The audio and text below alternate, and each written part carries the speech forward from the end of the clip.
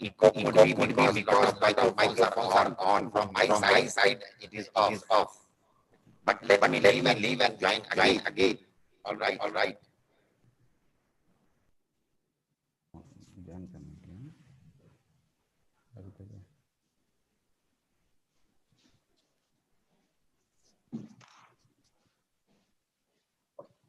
Are on from my side.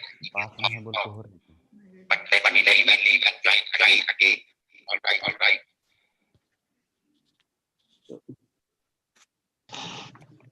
Well, so I welcome behalf of the organizing committee. I welcome all the participants.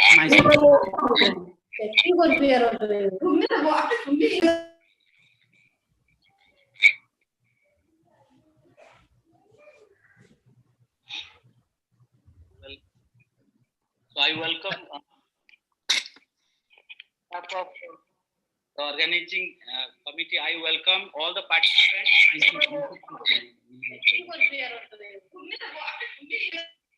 Please, participants, mute your mic, please.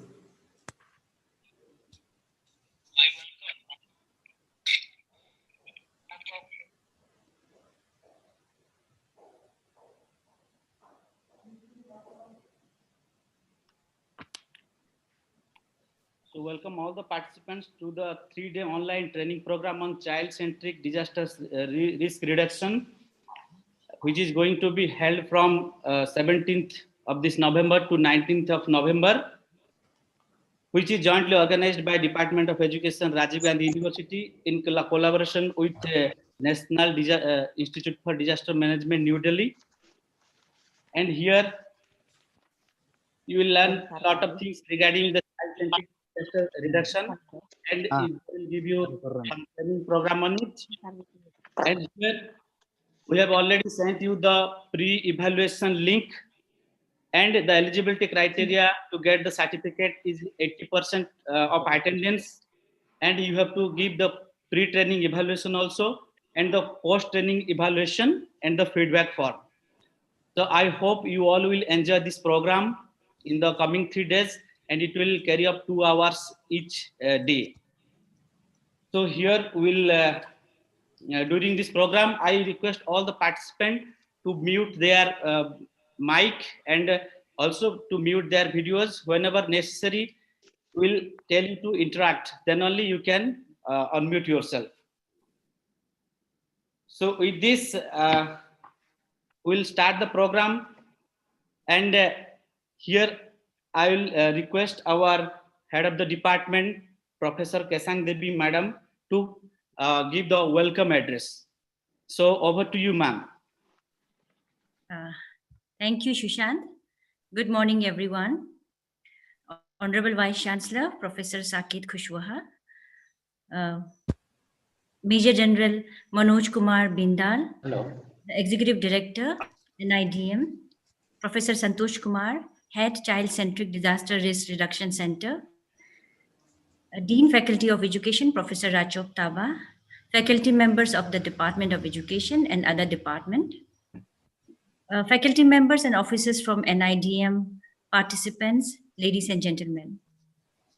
At the very outset, on behalf of organizing committee, it is my privilege to welcome Honorable Vice Chancellor, Professor Saket Khushwaha, who is always supportive and ready for any kind of help which is for the welfare of the university and for the society.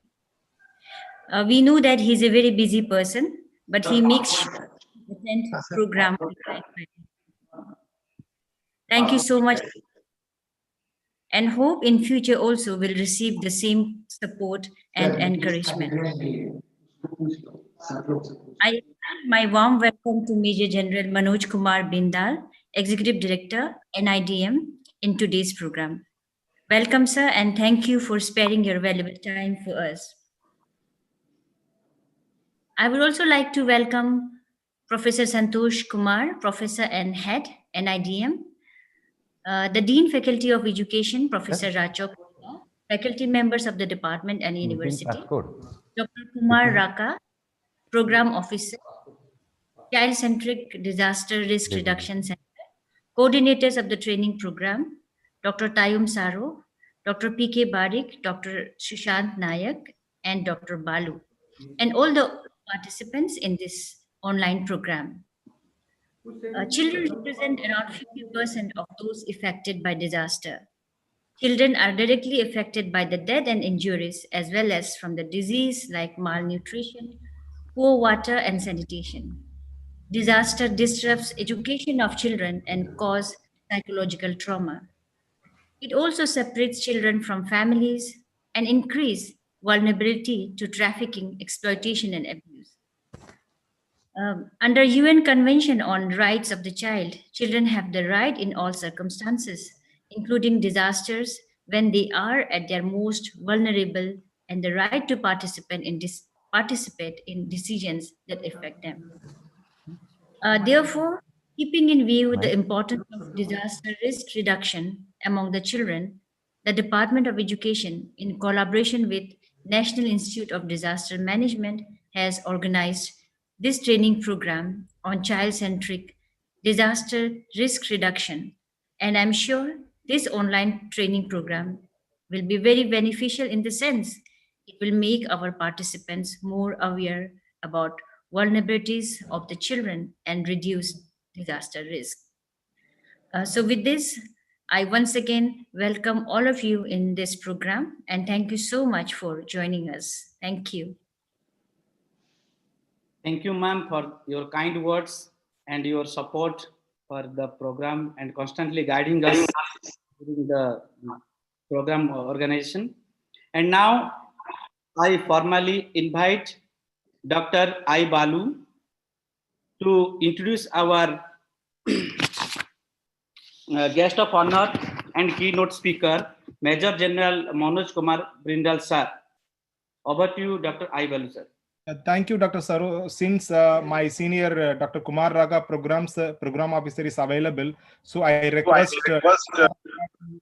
kindly introduce our Executive Director NIDM, please. Please, Dr. Kumar Raga, sir. Thank you, Valu. Thanks a lot. Let me introduce sir. Sir is here with us, and thank you very much, Manoj sir. Major General Manoj Kumar Bindal is presently our Executive Director in NIDM, and he has been commissioned into Corps of Army Defense in December 1985 and an alumnus of National Defense Academy. Major General M.K. Bindal is a graduate of Defense Services Staff College and has attended the prestigious higher command courses at Army War Colleges, besides excelling in all other career courses in the Army. Sir is Executive Director of our institute from last more than 2 years now. And under his able visionary command and leadership, NIDM has seen new heights.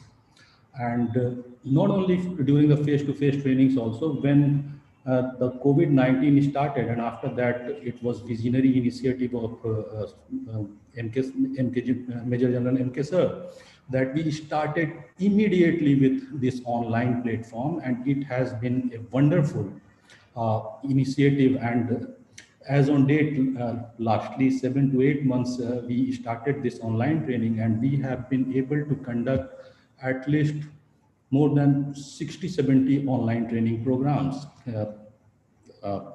and training in various states on various themes.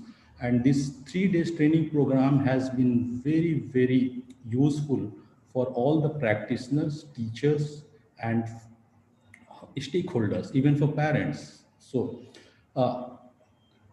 besides now it's already too much delayed. We have delayed a little bit, so I'll request MK Bindal sir kindly come forward here and give your keynote address to us, and after that we will invite other dignitaries. Thank you, sir.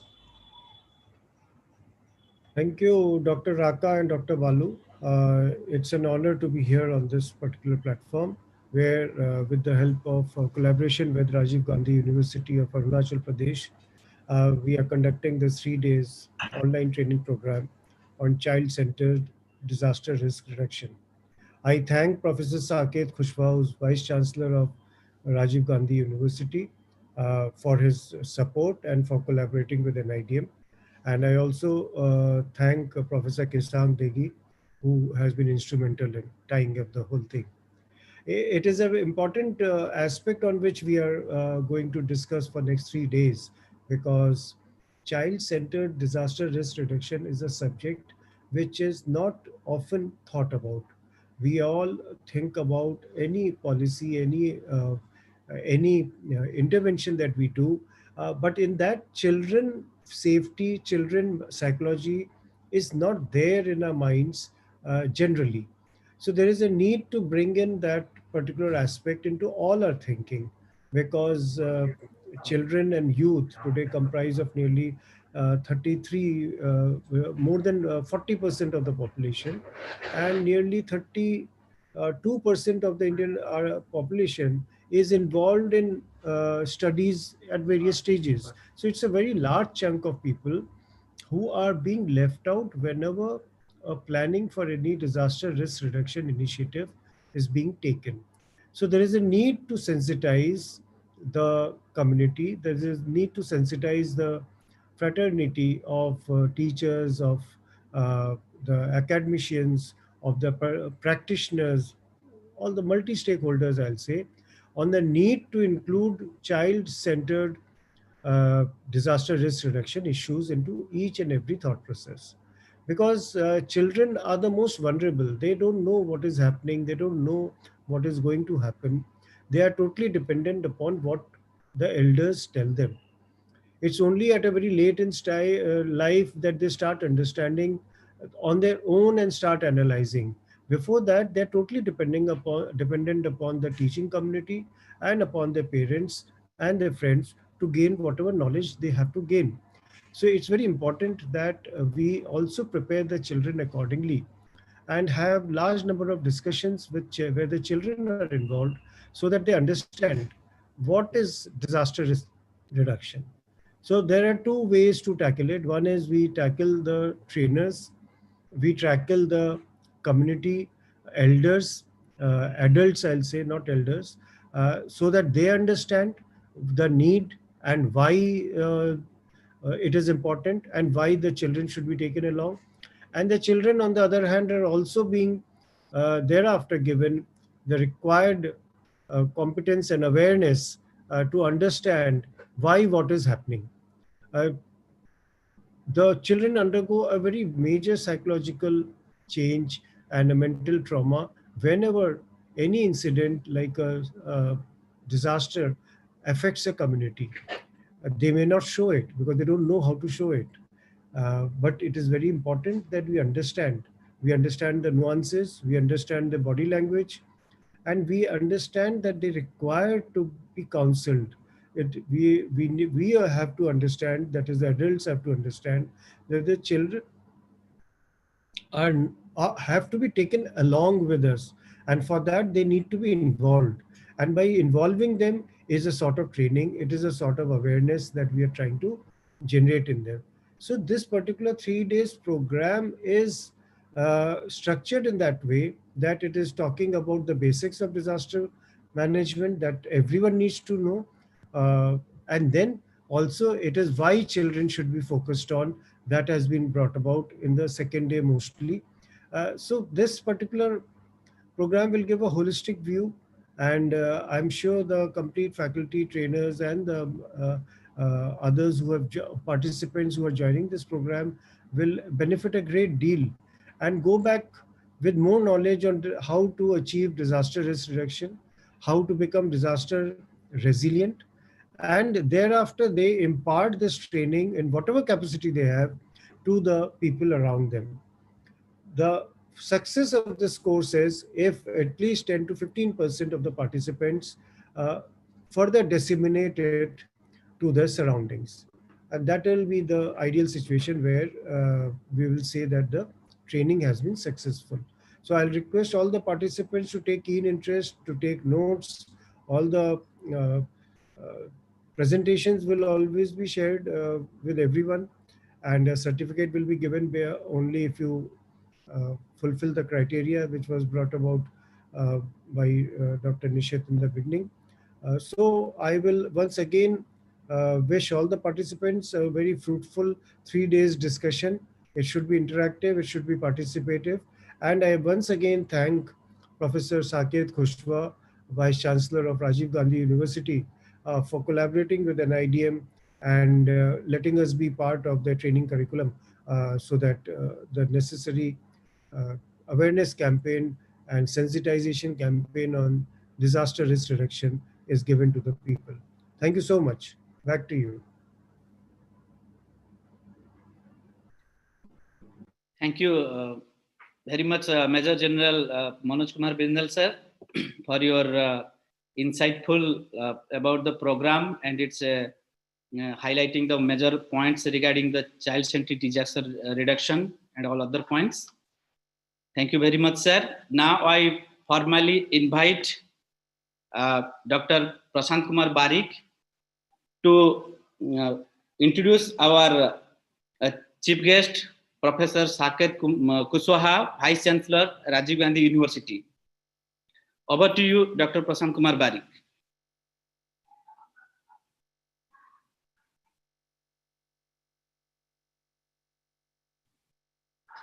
Sir, kindly unmute yourself.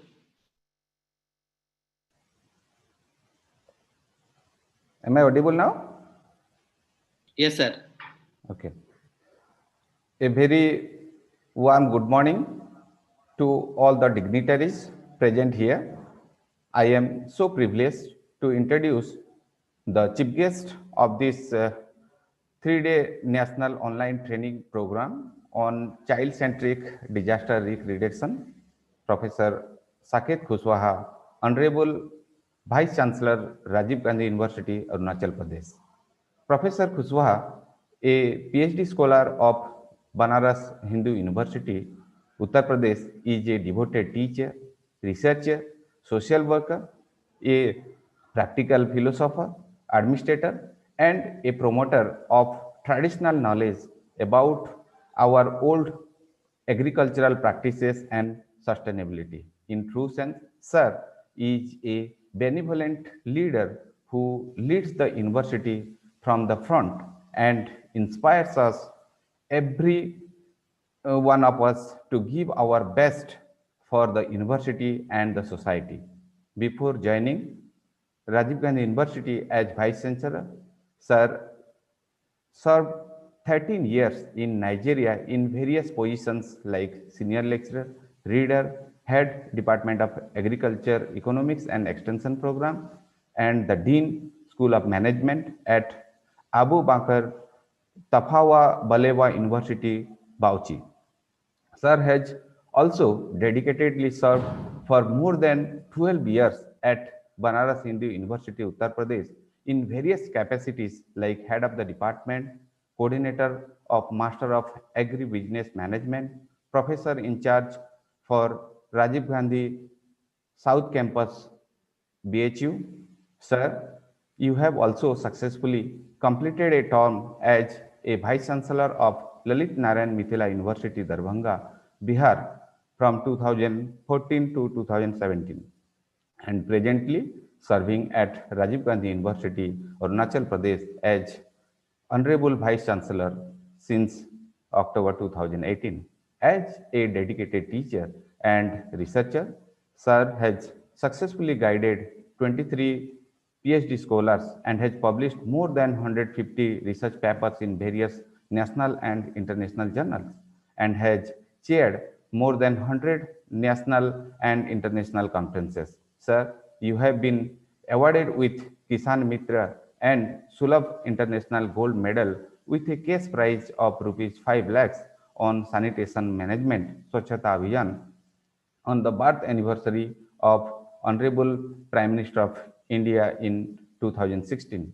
Along with that, Sir also has been awarded several prestigious awards like Bhumi Nirman Award in 2011, Karuna Maitri Award in 2014, Vidyasagar Award in 2015, First Jananayak Karpuri Thakur Award in 2016, Global Leadership Award in 2016, Best Educational Administrator of the Year Award in 2016, National Award on Excellent Contribution in Higher Education by His Excellency of Bihar in 2016 and Lifetime Achievement Award in 2017.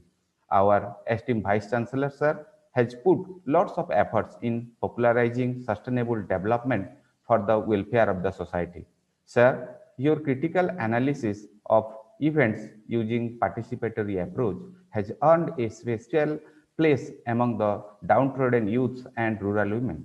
As a true son of soil, you have been leading our university towards excellence.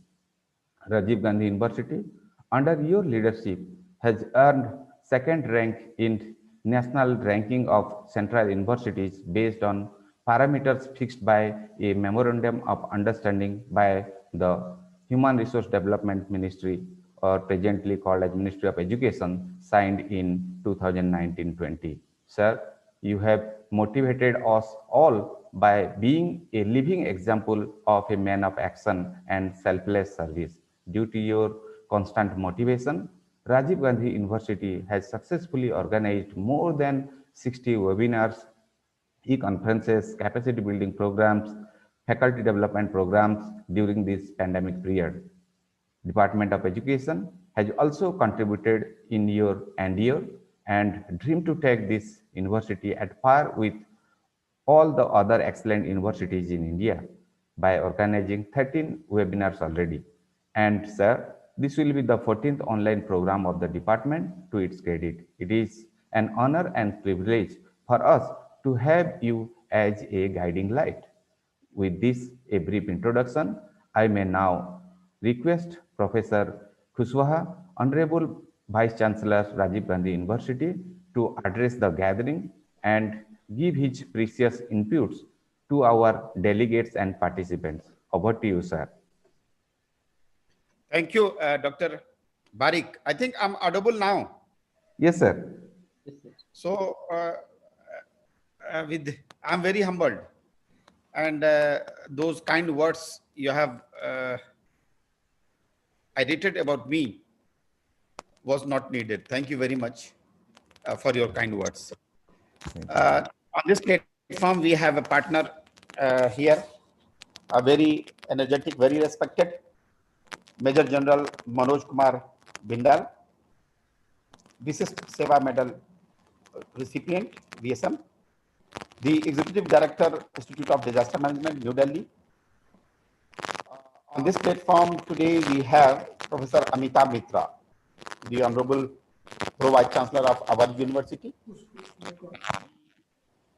We have Professor Rakib Taba, the Dean, Faculty of Education.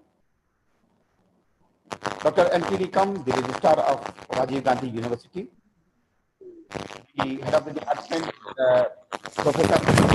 Okay, now, Madam Chesang.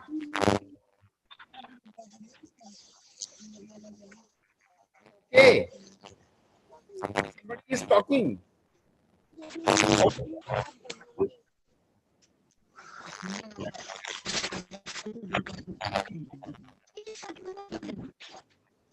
Dr. Tariq, who is very eager to talk, tell everyone to mute the microphone.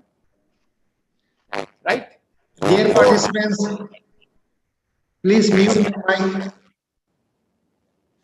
Okay, thank you. Thank you. Thank you very much. Very energetic. The head of the department, former Dean of Student Welfare. We have a collection of speakers. Because we have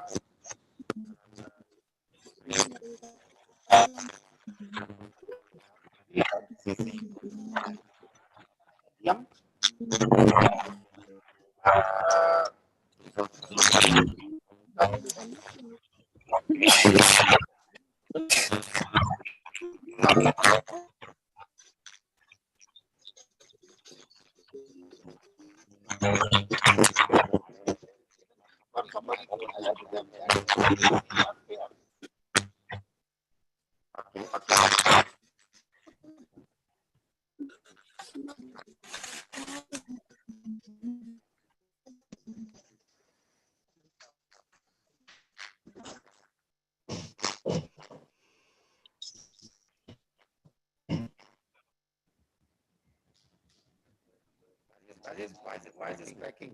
I don't know. Why don't you fix it again? Then make it other.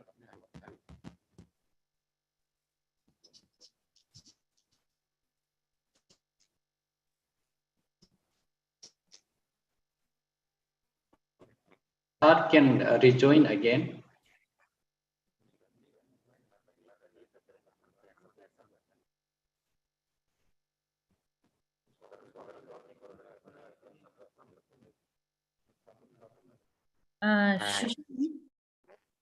Sushant, Yes, ma'am. can you mute the people who are speaking? Ma'am, already muted. Now it's okay. Probably some network issues, maybe, ma'am. We have muted. Yes.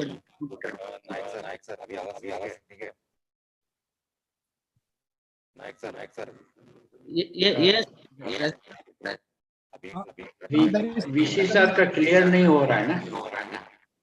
There is no disturbance in the participant. He can rejoin. Actually, put off and rejoin. Nishant sir, please mute everyone. Then request VC sir to unmute his mic and then start the program. Mute everyone. Can I?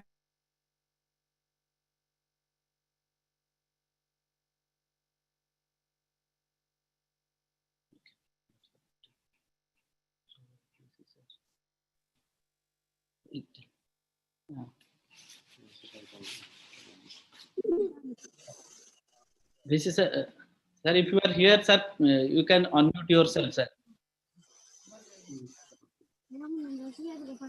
Jumgo Doyum, please mute yourself. Jumgo Doyum, please mute yourself. Thank you. And this Redmi,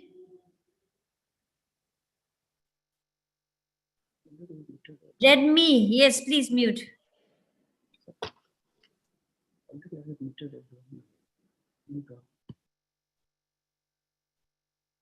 No, I'm not allowed that in unmute.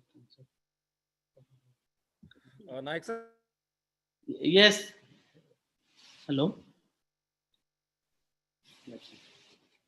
This is not here. This is here. Okay. Dr. Nayak, it is okay? Yes, sir. Now it's okay, sir. And you know, one has to take note that बड़े शहर में छोटी बातें होती रहती हैं, right? Yes, sir.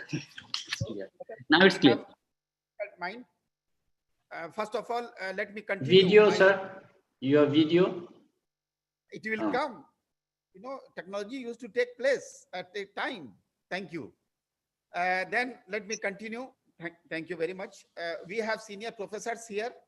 I can see Professor Lungding, Professor Jadev Sahu, Professor Acharya, Professor Elizabeth, and all other, the team Kesang is here. We have Sora, we have Barik, we have Mr. Sushant Kumar Nayak, and each one of you and all delegates and participants, my sincere greetings to you. I do agree that this is a very difficult time.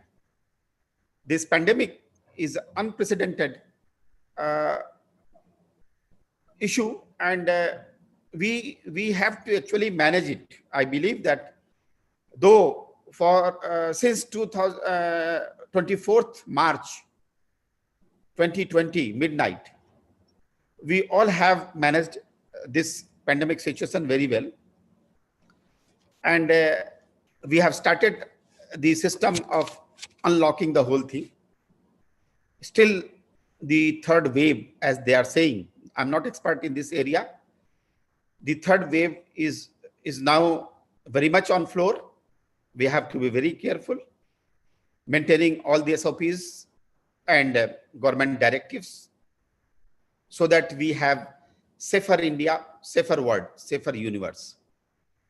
I'm very happy that today Department of Education, I think this is 16th program they are doing, and many more yet to come, and they are going to organize some different kind of programs in future.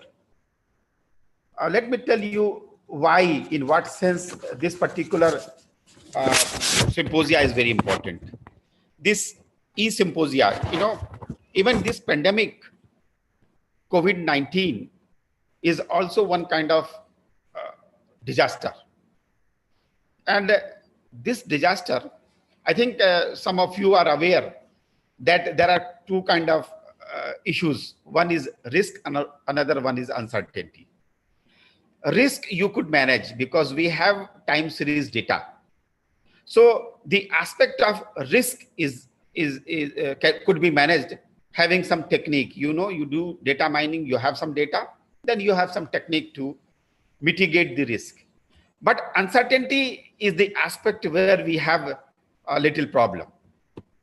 And when it comes to the issue of child management, this issue is very sensitive.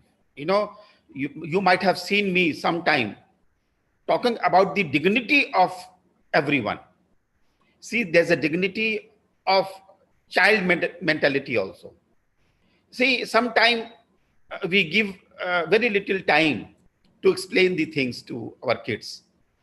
We try to force some of the issues by giving some examples and giving little time. And I believe that is kind of coercing them to do something. I believe you are aware of this word, coerce. So, usually what we do is that we pressurize the kids in Asian continent. Very few parents, I believe, they have the attitude of generating the confidence among the kids. We give them all the facility. We give them the enabling environment, but what we don't give is the confidence among our kids. So there's a need for each and every parent to go through this kind of e-symposia through which we are also going to be trained. You see, though we might have degrees, we are professors, some of us are professors, some of us are going to be professor. Like very soon, Soro, Prasant Kumar Barik, Nayak, they will be professor. But do you think earning the rank and getting the degree is all about life? I believe that there's a need for us to understand the dynamics of kids. And during this kind of odd period, our patron, Dr. I think we are talking about Major General Manoj Kumar Bindal. He was very right. He mentioned very plain words. He mentioned that the complication we have in the system because of the sequence of the problems. Our kids, when they assimilate information, they gather information, but what they cannot do is that to analyze the.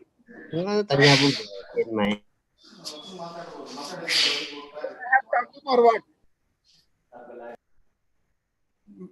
Madam Kesang, who is this gentleman who is not understanding the simple English? I mean, it's very unfair for somebody to not to maintain the dignity of the platform. Anyways, so what I'm trying to tell you is that there's a need for us to understand the dynamics of this child mentality.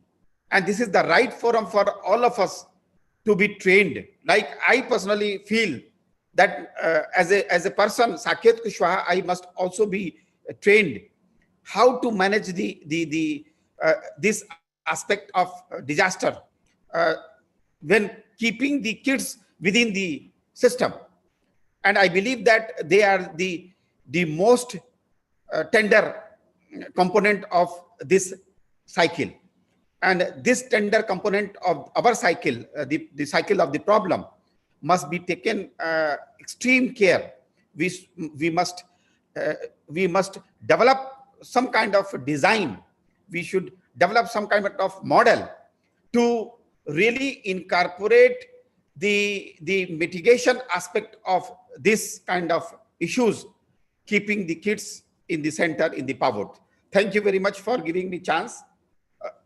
I don't know whether I have justified my presence here or not, but one thing is sure, Dr. Kesang, this is the start point only. You have done 16, and by the end of December, I expect you to touch 25.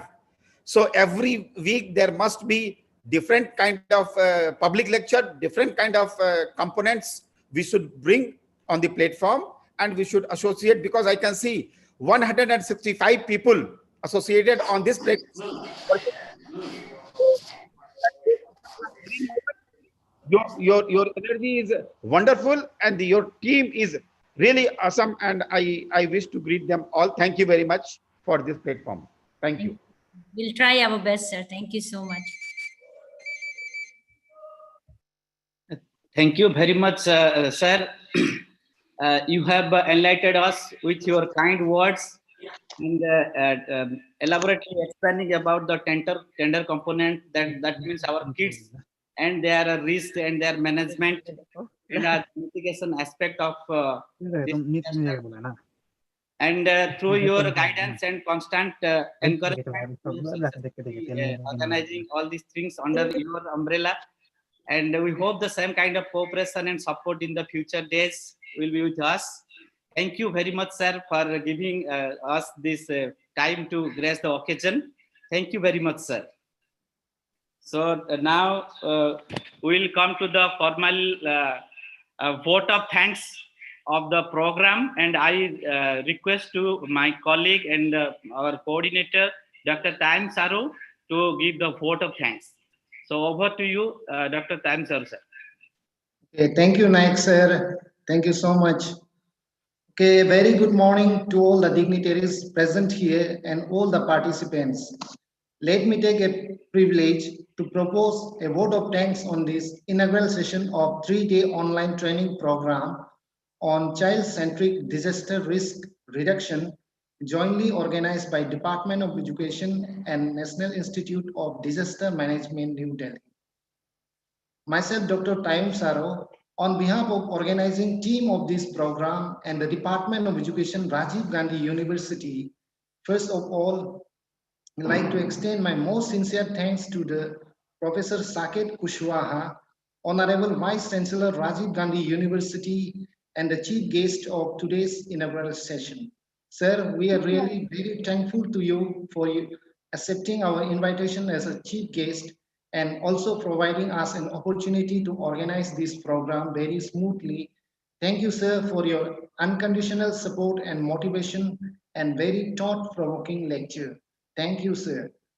I also like to extend my sincere gratitude to Major General Manoj Kumar Bindal, sir, Executive Director, Institute of Disaster Management, the guest of honor of today's inaugural session, for being with us on this auspicious occasion and for giving a very remarkable keynote about the training program. Thank you once again, Major General Manoj Kumar Bindal, sir, for your thought-provoking lecture. I also like to extend my very hearty vote of thanks to Professor Kesang Degi, Madam, Head, Department of Education, Rajiv Gandhi University. Thank you so much, Madam, for your kind support and guidance to conduct this inaugural program very smoothly, and also for your functional motivation and leading us to reach us to the administrative authorities, getting work done and happily performing the task where we ask for any kind of help. Thank you, ma'am.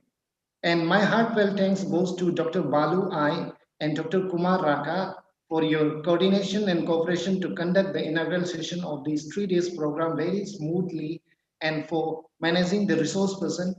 Thank you so much, Balu sir and Dr. Kumar Raka sir.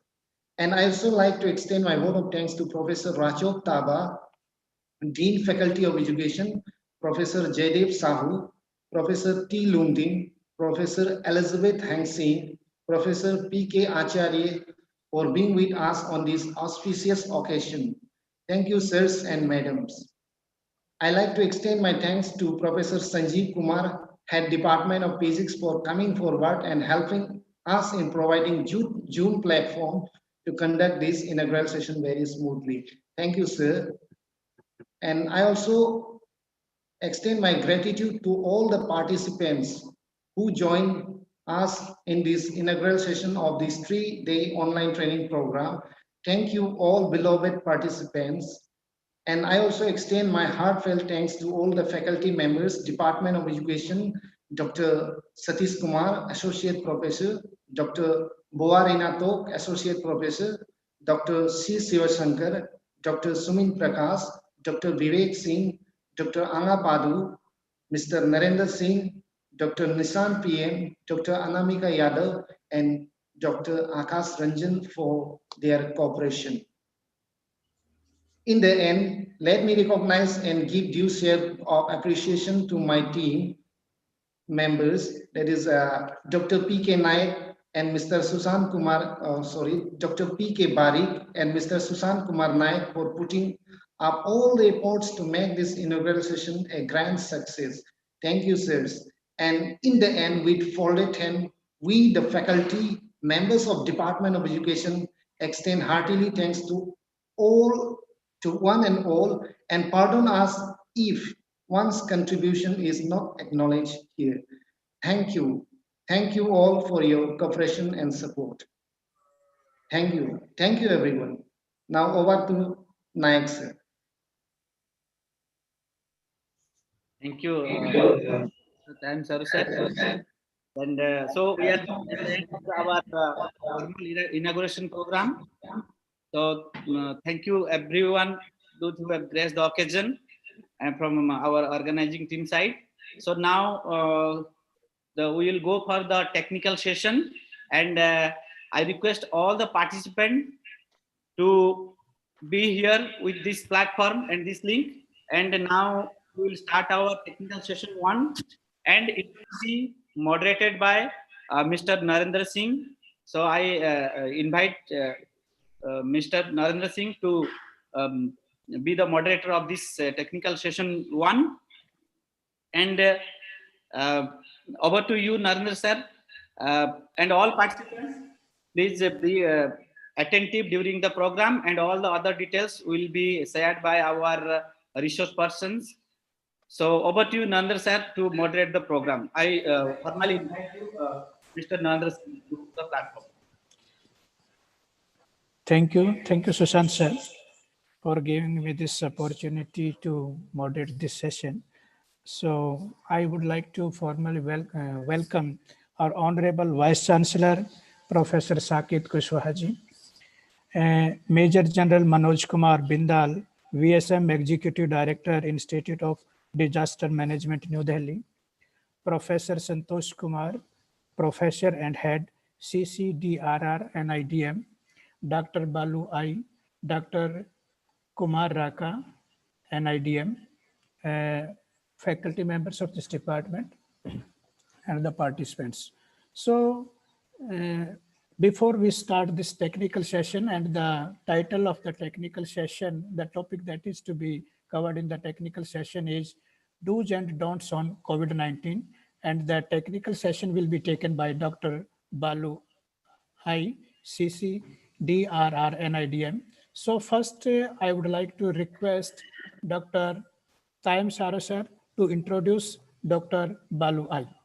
Dr. Tayam sir. Okay, thank you, Narendra sir. It's a privilege for me to introduce our resource person for this first technical session, Dr. Balu. Okay, let me introduce him. Dr. Balu is working in Child-Centric Disaster Risk Reduction Center at National Institute of Disaster Management, Ministry of Home Affairs, Government of India. Previously, he served as an assistant professor at Rajiv Gandhi National Institute of Youth Development. He has 2 years of research experience from National Institute of Rural Development and Panchayati Raj. Overall, he has 10 years of development experience. He has received his PhD in sociology from Madurai Kamaraj University. He has coordinated national level workshop and training program in various themes. He has published 2 books and more than 25 papers in both national and international journals. And beside this, Dr. Balu is a wonderful person. Thank you. So over to Dr. Balu, our resource person of first technical session. Over to you. Yeah, thank you, Dr. Saru, for a nice introduction. Welcome. Let us start with the first session. Please let me share my screen.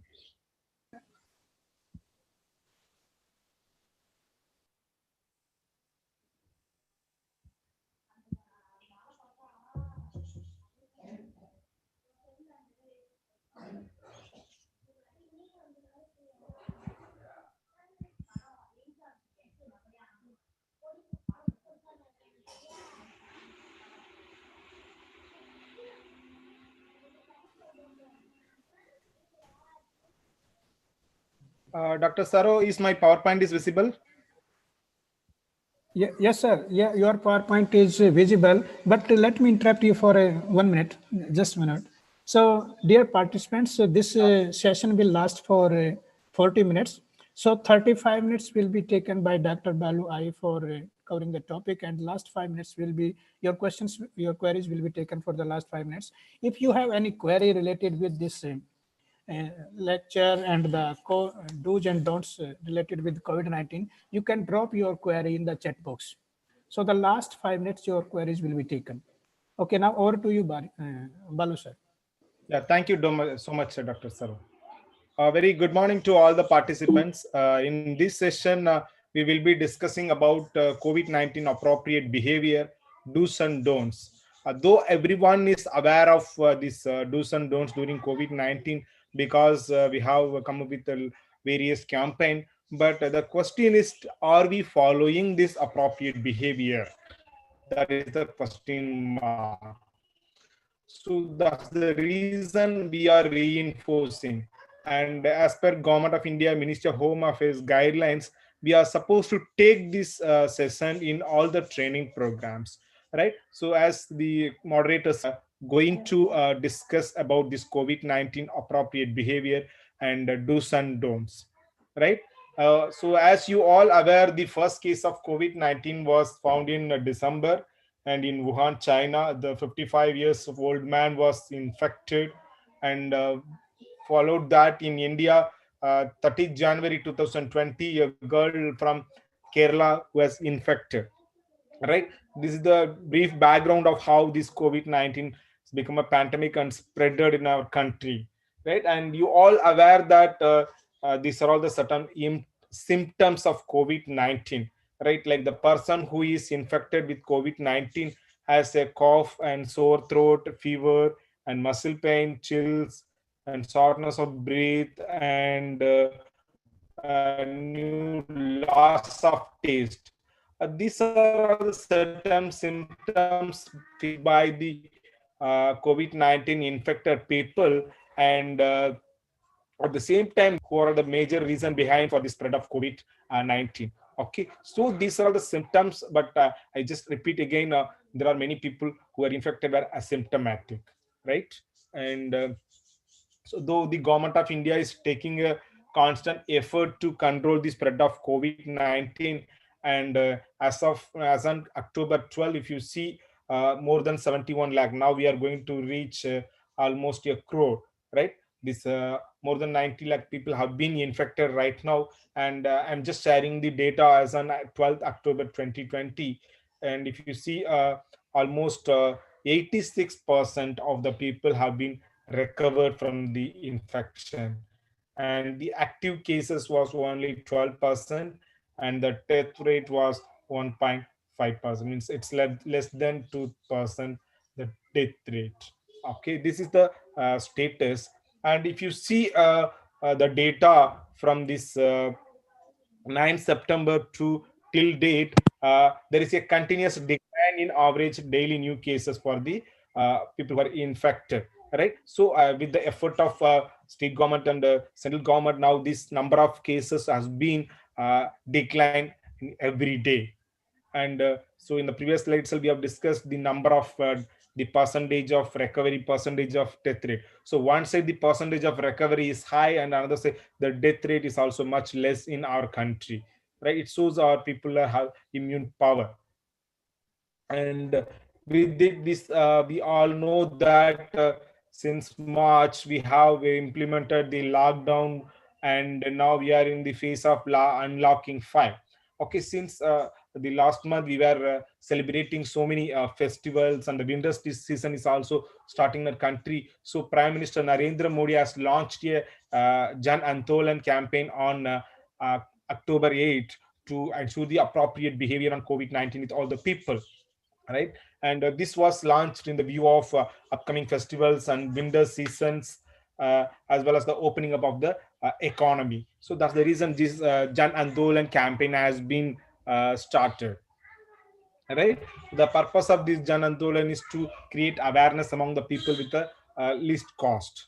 Okay, and now let us see some of the major aspects of do's and don'ts in this COVID-19 that we will discuss now. So the major thing which we need to follow is wearing of face mask, and how properly we have to wear the face mask. That is the thing which we are going to discuss now. The first thing, while wearing your face mask, you need to tie the top string first while wearing it. Okay, this is the first step you need to follow. And second, you also need to ensure your mouth and nose are fully covered while wearing the face mask. Okay, if you are not covering your mouth or nose while wearing the face mask, there is no meaning in the wearing of this mask. Okay, and ensure that you do not have any difficulty in breathing while wearing the face mask. Okay, if you are having a difficulty, which also may have some, you may also have some other side effects. So that's the reason we are saying that while wearing the face mask, you need to ensure that you do not have any difficulty in breathing. Okay, so after wearing your face mask, we also need to ensure that we are not touching the face cover mask with our hands. Okay, that is most important. And while removing or while taking out your face mask, you need to remove the bottom string first. Okay, this is the way of properly wearing the face mask. This is the appropriate behavior in while wearing the face mask. And now let's see some of the proper way of wearing face mask and improper way of wearing the face mask.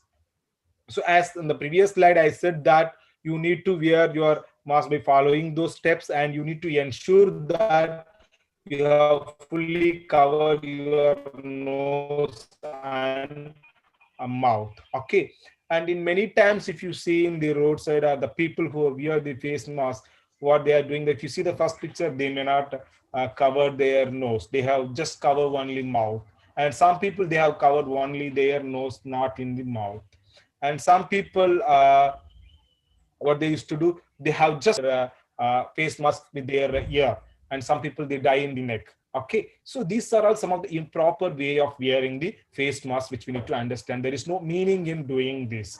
There is no use of wearing the mask in this life. And in many places, if you see, even girls and women also carrying the mask in their hand like a handbags. Okay, these things we need to avoid. And while wearing the face mask and while removing the face mask, while when you are going to wear the face mask, you need to take out from the sealed cover. Okay, after removing from your face, you also need to keep it in a sealed cover properly. And before wearing and after removing, also you need to wash your hands properly with soap and water. Okay, and the second major activity which we need to do is washing our hand with soap and water. These are all the activities which will help us to mitigate from the infection of COVID-19. Okay, so while we are washing our hands also, we need to follow these 8 steps so that we can ensure that our hands are clean, right? So while washing your hands, you need to rub palm to palm, and second between the fingers, and the third back side of your hands, and for the base of thumbs, and also back side of the fingers and the fingernails, which are the major place where the bacteria or the viruses were hand taking place. So you need to be careful while washing your fingernails also, and the wrist, and you also need to rinse and wipe at the time of drying. Okay, so these are all the 8 steps you need to follow while washing your hands. Okay, so now we know that how to wash our hands, but you need to use clean water and soap while washing your hands. Okay, or you also can regularly use the sanitizer in your hand.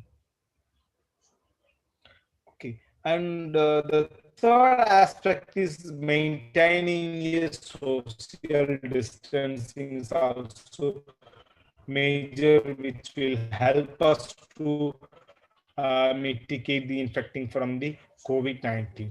Okay, what are the do's we have to follow? Always maintain at least 1 meter distance wherever you may visit. You may visit a hospital or malls or marketplaces or restaurants. You may travel in a public transport. You try ensure that you are maintaining at least 1 meter of social distancing in all these public places. Okay, and as far as concerned, you try to work from home and avoid all the physical meetings if you are having, and even classes and tutorials or workshops, etc. It need to be avoided right now.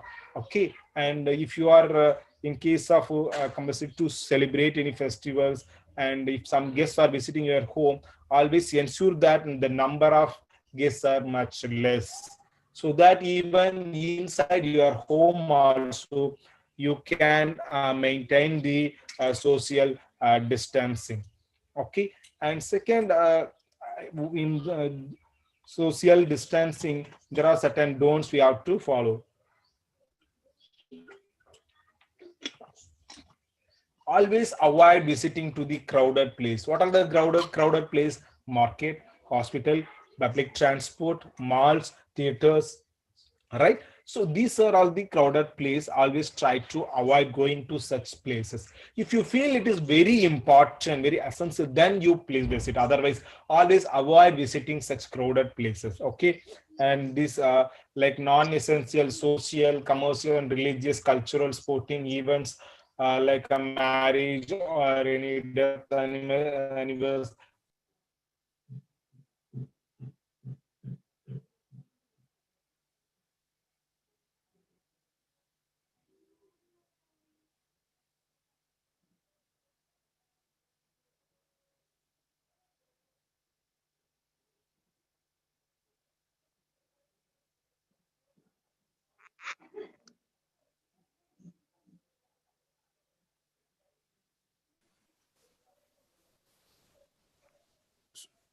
Sorry, sir. my mic was muted. I think I have unmuted. Yeah. Am I audible, sir? Yes, sir. Yes, sir. Yeah. Okay. And so since we are in the celebration of festival, we may plan to visit the temple. Please avoid visiting to temples or whatever the activities. So as much as concerned, I request all of you to avoid non-essential travel. So now considering the reopening of we opened all the started the like a train, bus, and even flights. So please avoid unnecessary travel. Okay, and we may also since the children are in our home, the schools were closed, and we may plan to go outside. So please avoid such tourist trips. Okay, always avoid such tourist trips also in this pandemic situation.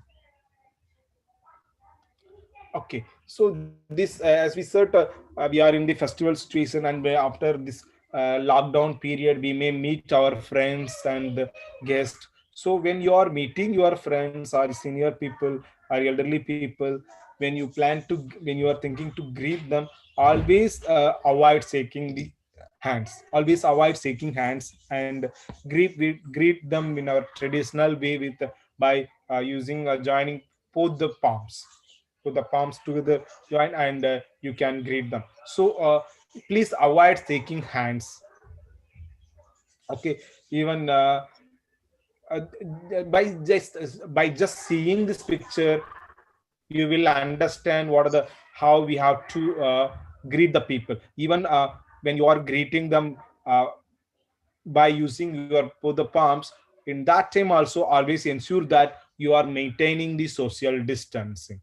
Okay, and we need to say no to certain aspects, as we discussed previously, like going to crowded places and closed places with a poor ventilation. Now the schools are also started admission, schools and universities where, so like the tourist spots and the theaters were also being reopened in many places. So if you want to prevent you from this, mitigate the infection of COVID-19, always avoid visiting such crowded places.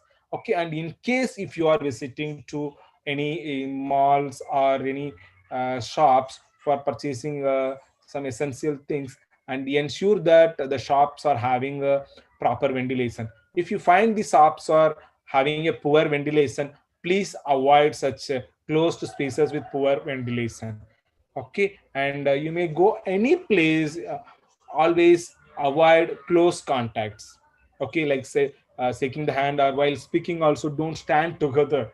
So when naturally we speak with others, when we chit chat, we are standing closely. So avoid such close contacts, always ensure that you are maintaining a social distancing. Okay, if you are planning to travel even for some essential purpose. Okay, and keep four things with you always before travel, depart from your home.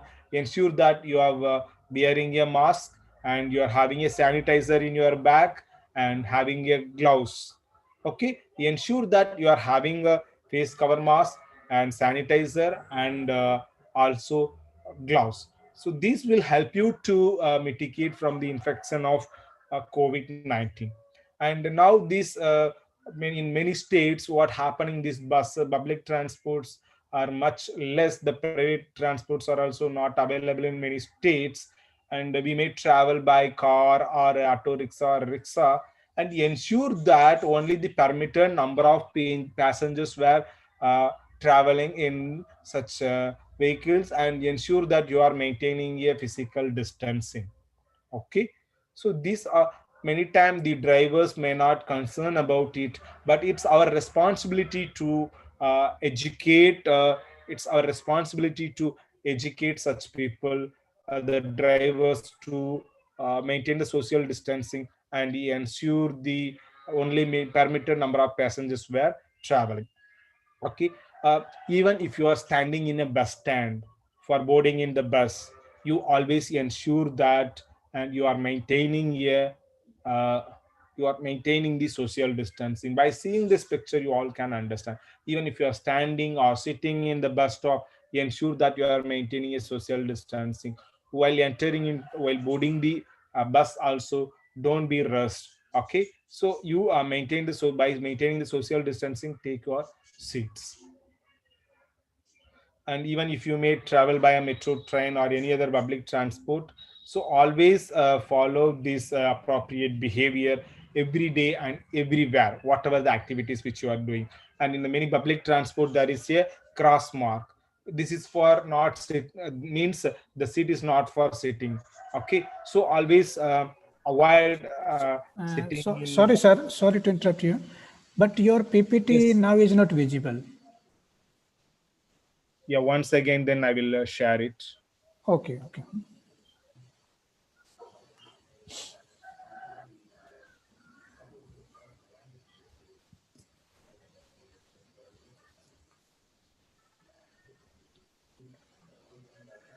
Is it visible In now? now, yes, sir. Now it is okay.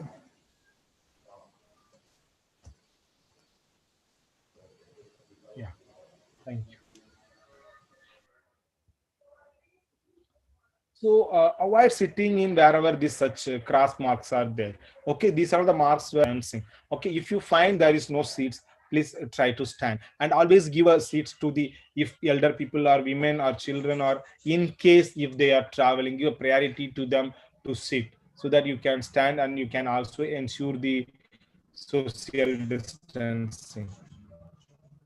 And these are all the pictures where you can see, while even you may commute to office by public transport, or you may go to your relatives home, or you may visit some place, or we may go to hospital. So always ensure that you are maintaining a social distancing from the co-passengers, and while traveling also you need to wear a mask. Okay, so if you maintain only social distance, maintaining social distancing alone will not help you to mitigate the risk. So even if you are in travel, please wear a face mask. And many time now we are going to the shops. Okay, we are going to the shops for buying some vegetables or market or going for a malls, and now in all the places there is a circle or box or yellow lines for maintaining the social distancing, and many people still they are not aware and they are not following such lines to maintain the social distancing. So it is an appropriate behavior which will help you to mitigate your risk from infection of COVID-19.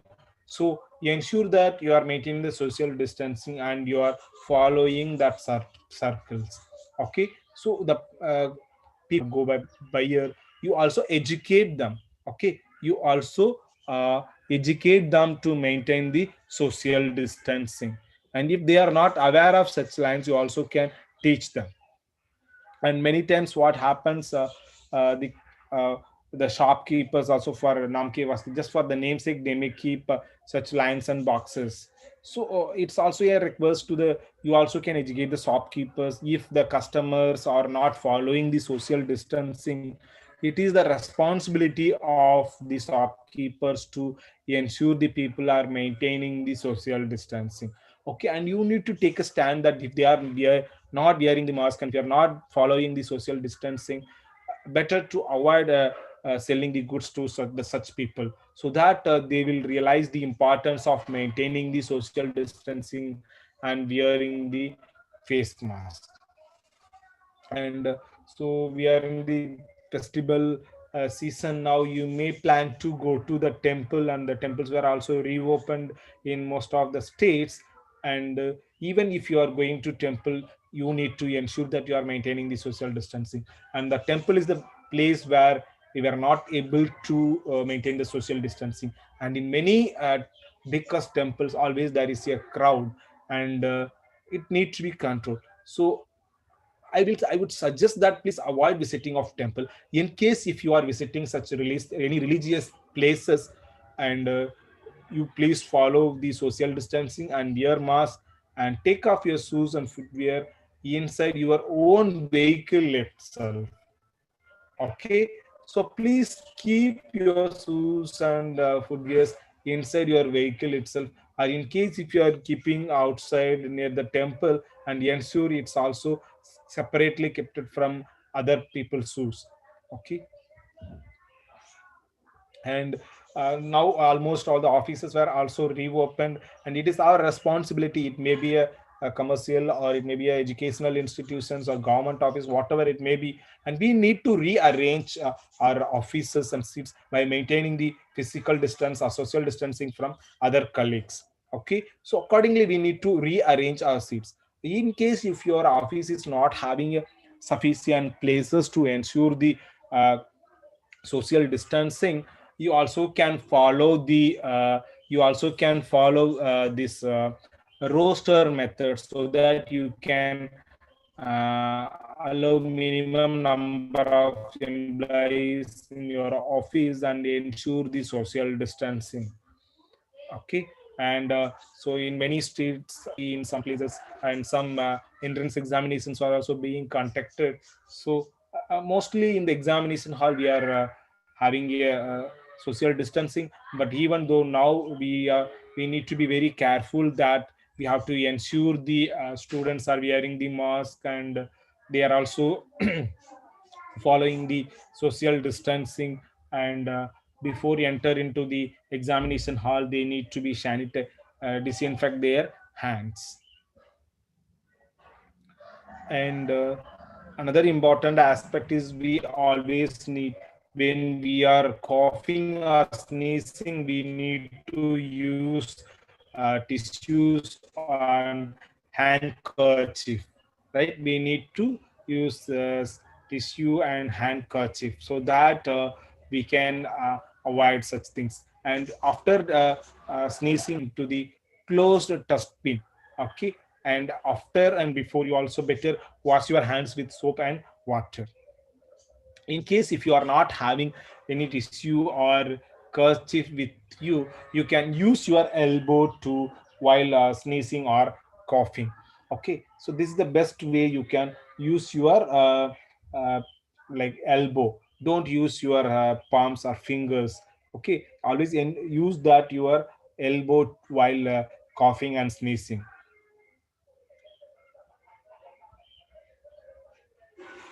To prevent the spread of COVID-19, we also need to clean our house regularly and the surroundings. We need to infect, especially the common touched surfaces.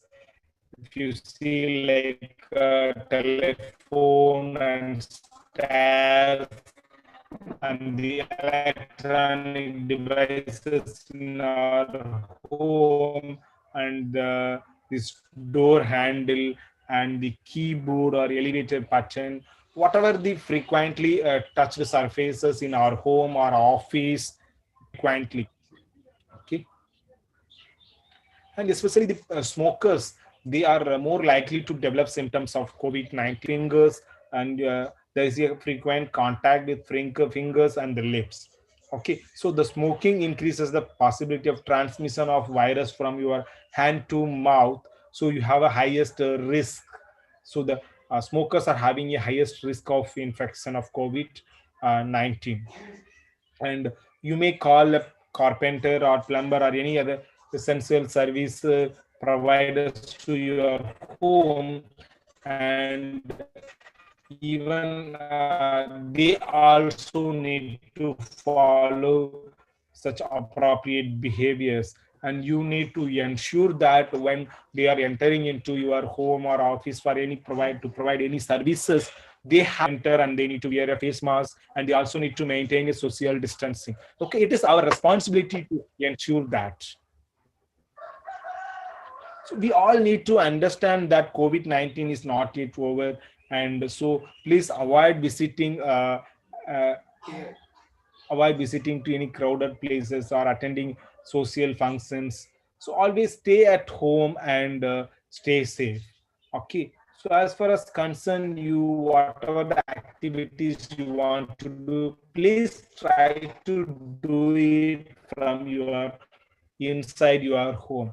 If for any essential purpose, if you want to go outside, always ensure that only one person from your home is going outside. Okay, and what in case even if they are going out, they have to ensure they are wearing masks and taking the sanitizer with you. These are the things we need to follow. And especially these senior citizens above the age of 60, and the people with comorbidity, pregnant women, and children below the age of 10, we need to give a special care for them. And we should not allow them to go out of our home unnecessarily. I would say that if for only medical purpose, they should go out. Otherwise, they always should stay home for their safety purpose. It's also our responsibility to educate them. And especially, we need to protect the children from COVID-19. We also need to educate this appropriate behavior with our children. And if they are playing any indoor games inside our home, we should not allow them to play with our children to play with the neighborhoods on sad basis. Okay, and we also need to disinfect the game the sports materials whatever they have using. And the children used to often touch their nose and mouth frequently. We need to educate them to not touch. Okay, and in case if they feel they need to touch in case of itching, and we need to educate them they have to wash their hands. Okay.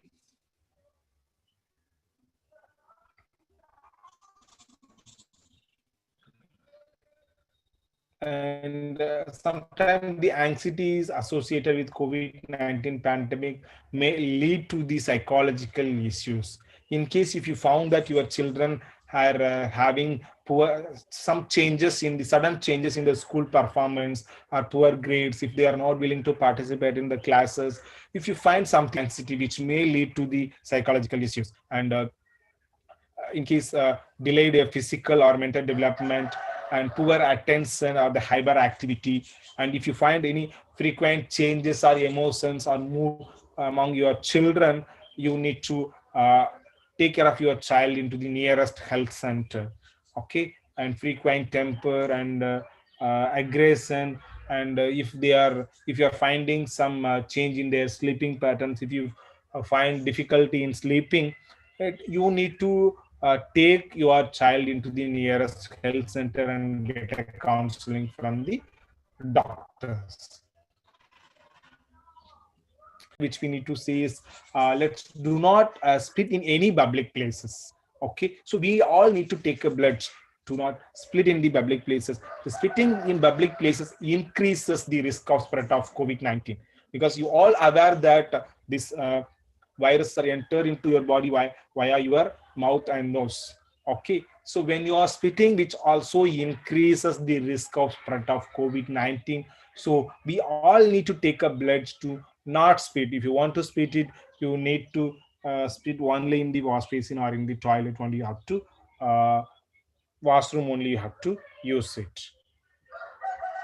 And sometimes there are some people, they are in a home quarantine. If you are in travel, after traveling, or if you are infected, also in some states there, the people who are asymptomatic cases are also being kept in the home quarantine. When you are in a home quarantine, you need to follow these procedures.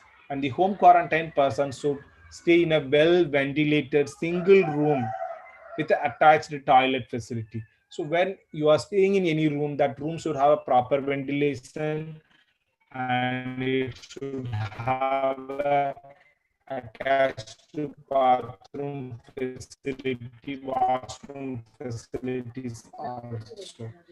Okay, and the relatives and the family members all should maintain a 1 meter of social distance who is in the home quarantine. Okay, and especially the elder people, pregnant women and children should stay away from the home quarantine person, and the home quarantine person also need to ensure that they are away from all the people. And the home quarantine person should restrict the movement within the house. They should not go outside as prescribed by respective state. Okay, and you also, even if you are infected or if you are in a home quarantine, you need to wash your hands, and you also need to avoid sharing the household items like plates or towels or washroom facilities should be avoided for sharing. Okay, and you ensure that you have always wearing a surgical mask. And we also need to ensure the disinfected, frequently touched surfaces. And many times we are having some anxiety and mental health, and to promote your mental health, there are some aspects. Be positive and always maintain a good work-life balance.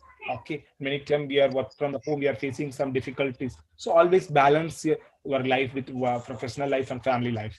Okay, and always practice some yoga and meditation, which will help you to improve your mental health. Okay, stay connected with your family members and share your feelings.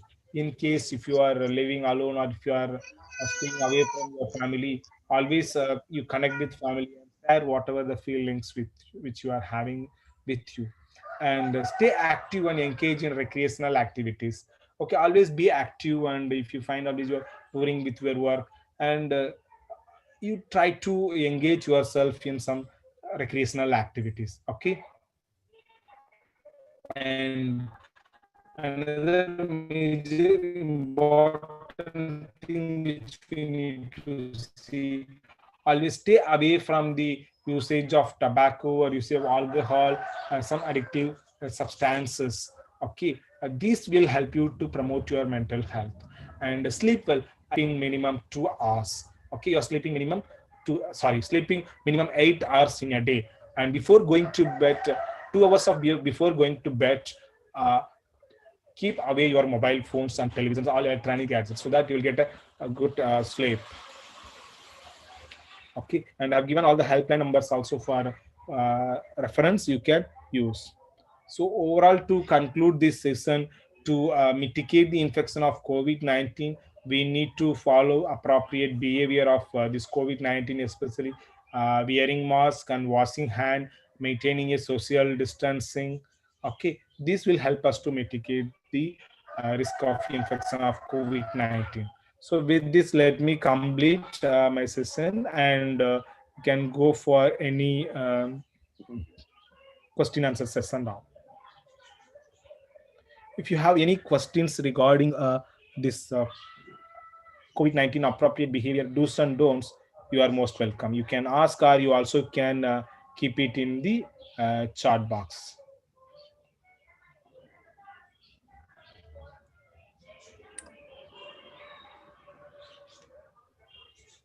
Any question from the participant side?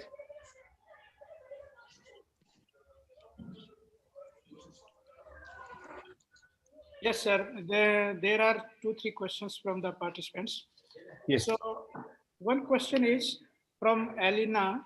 So she's saying, what precautions should be observed by diabetic patients?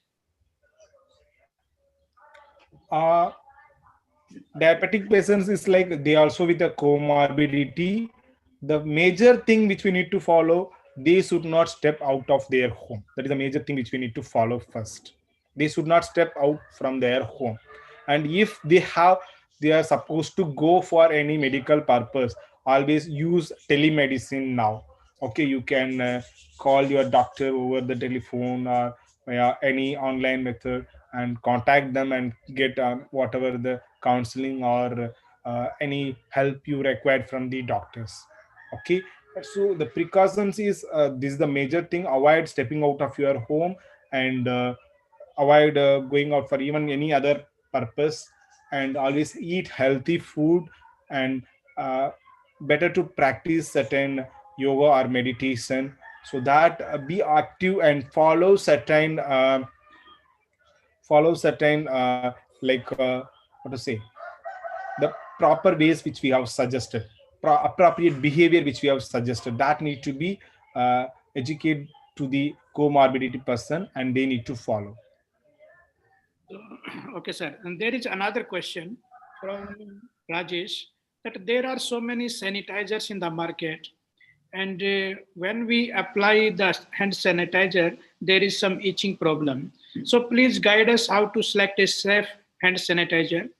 And another part of the question is, which option, washing hands with soap or using sanitizer, is good?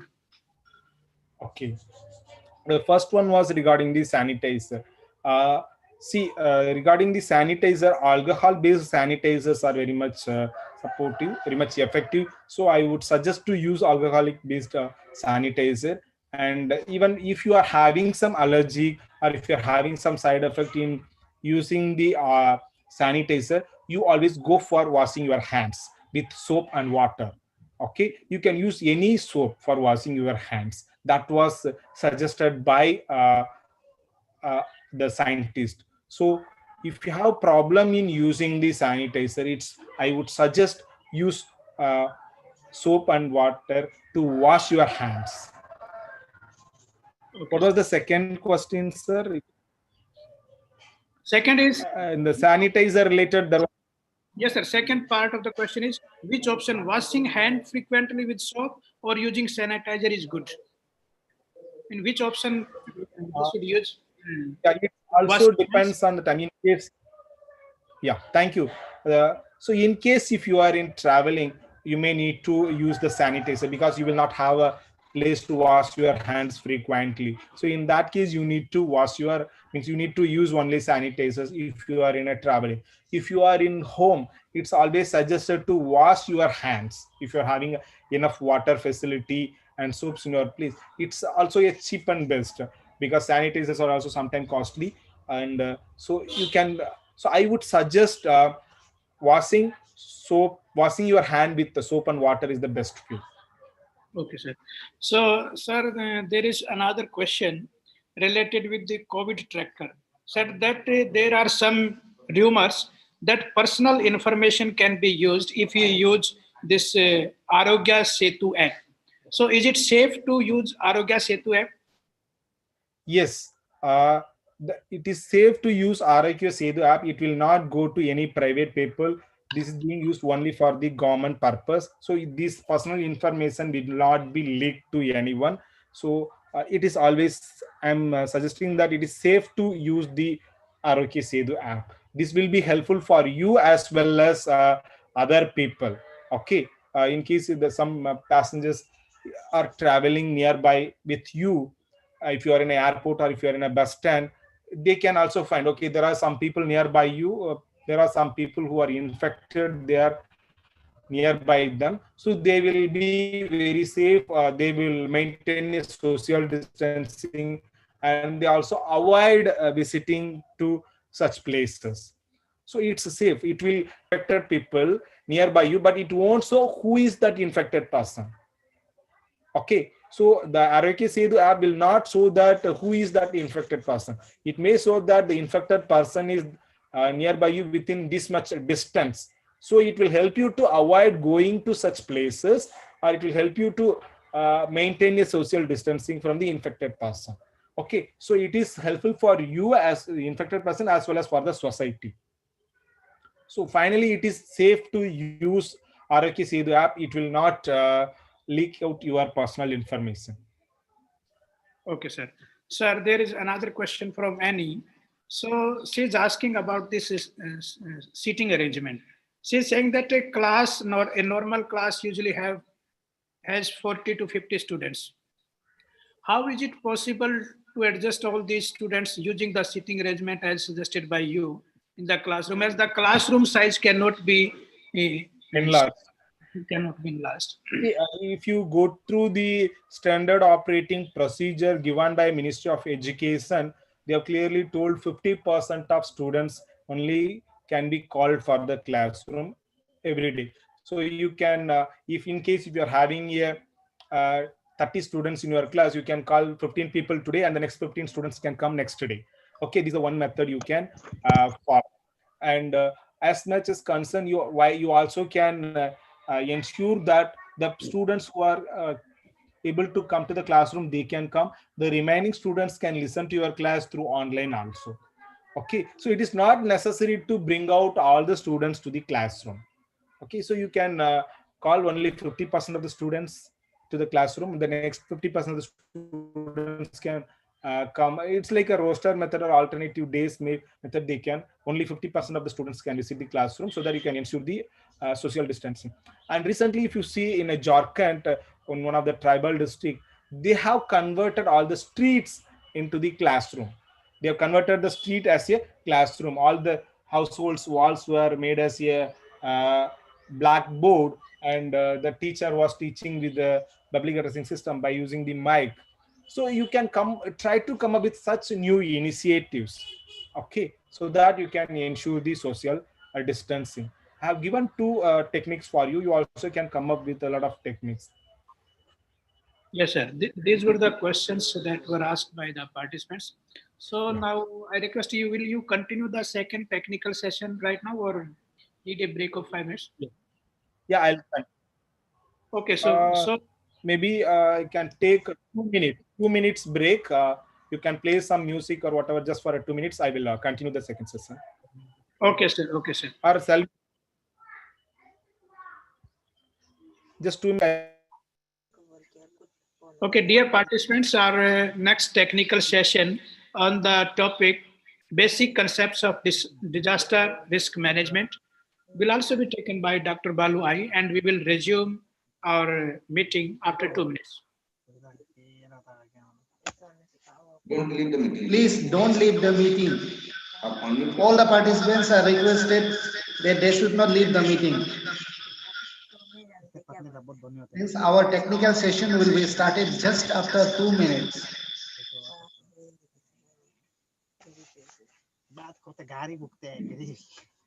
तो आपका mummy गाड़ी भुगते है but अमीर है ना पापा यार अलग से भुगते मम्मी अलग से गाड़ी भुगते तो दोनों गाड़ी नहीं है मेरे तो सिर्फ मम्मी भुगते ना पापा नहीं भुगते सर आइए सर नहीं सर अभी एक और टेक्निकल सेशन हाँ टेक्निकल सेशन सर एक और किसी भी भुगतेगा हम लोग का नहीं खा रहे बाहर होते भैया का रहे कौन कर रहे पापा का पीने में उड़ रहे थे हम लोग अभी लंदन में पुरख मता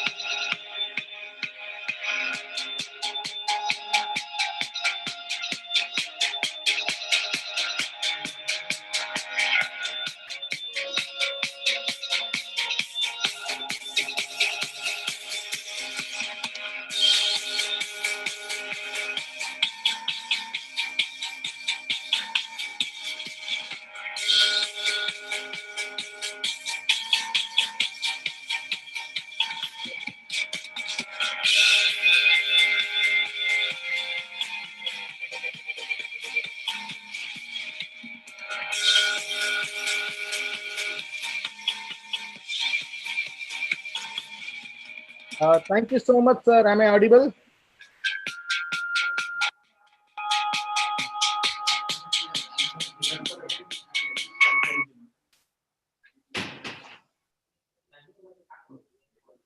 Dr. Nishant, am I audible? Yes, sir, you're audible. Yeah. Let's begin the second session.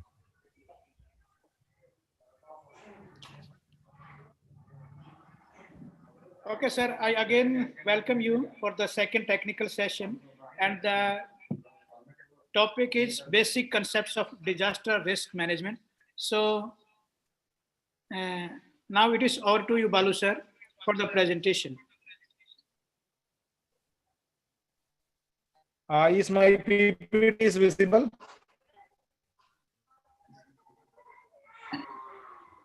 No, sir. Is my PowerPoint visible, sir? No, sir. Entire screen is visible, not the PowerPoint.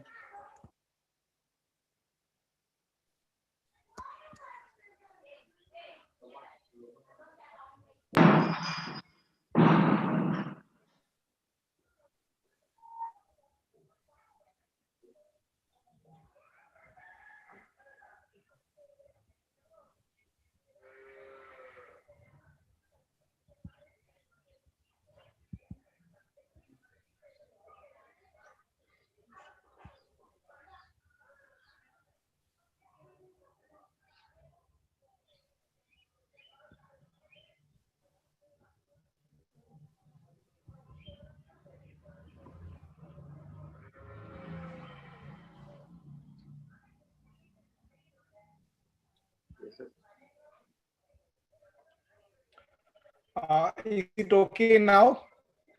Yes, sir. Now it is visible. Yeah, thank you so much.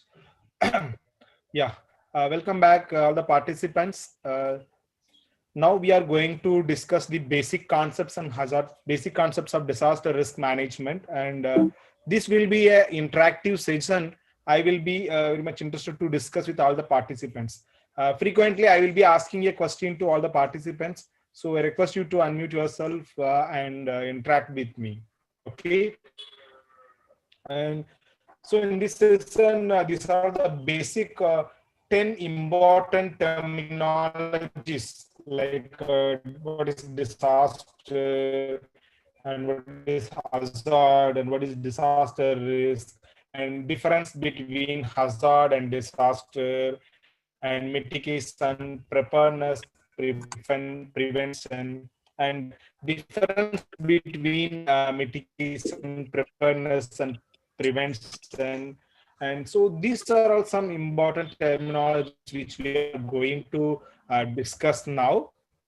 And so I'll also explain the definition, as well as I'll give some practical examples. I will also asking you a question so that you can easily understand. Okay. So let us start with a hazard. Okay. So I'll explain about the definition, and I'll also give some practical examples.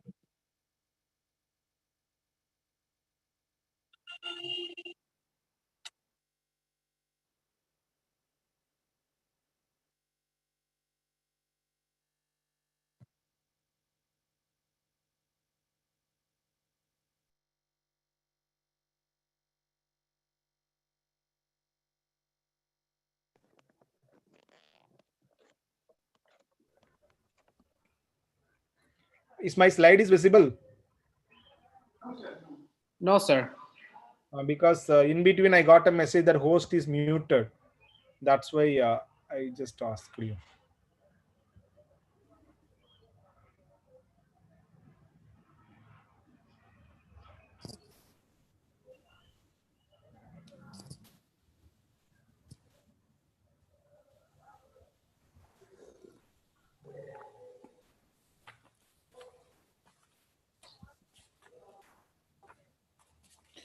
Sushant sir?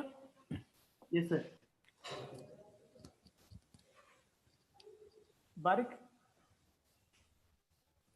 Hope now it's right. It's visible now, sir. Thank you. So let us start with the hazard. Okay. Hazard is a process or any phenomena or an activity that may cause us loss of life or injury or other health impacts. Even it may lead to the prop degradation. Okay. For example, the point which here you need to understand is it may cause, that may cause us cause for a loss of life. For example, can say that there is a tsunami waves. Okay, because of that wave, it may lead to the loss of life. It may lead to the injury, or it may lead to some health impacts. And similarly, you can relate with your own region. There is a landslide. Okay, there is a landslide in a place where nobody is living. The roads are there, and there is a landslide. Okay, because of that landslide, there is no any damage. It is just a hazard. Okay, similarly, a bus is traveling on the road, and there is a landslide. Because of that landslide, it is a disaster. Okay, so here, because of the landslide is a process or the activity or the thunderstorm, okay, or urban flooding or a cyclone. These are the process of phenomena, this activity which may lead to the cause for loss of life. Because of this landslide or thunderstorm or lightning or a cyclone, the people may lose their life, or there may be an injury, or there may be the houses may be damaged, or the roads may be damaged. Okay, then it is a hazard. After explaining the disaster, I will give the difference between hazard and disaster. Okay, by seeing this picture, you can understand like the process of falling down the stone. There is a small hill, and the stone is fell down from this top of the hill. Okay, the process of falling down of the stone is a hazard.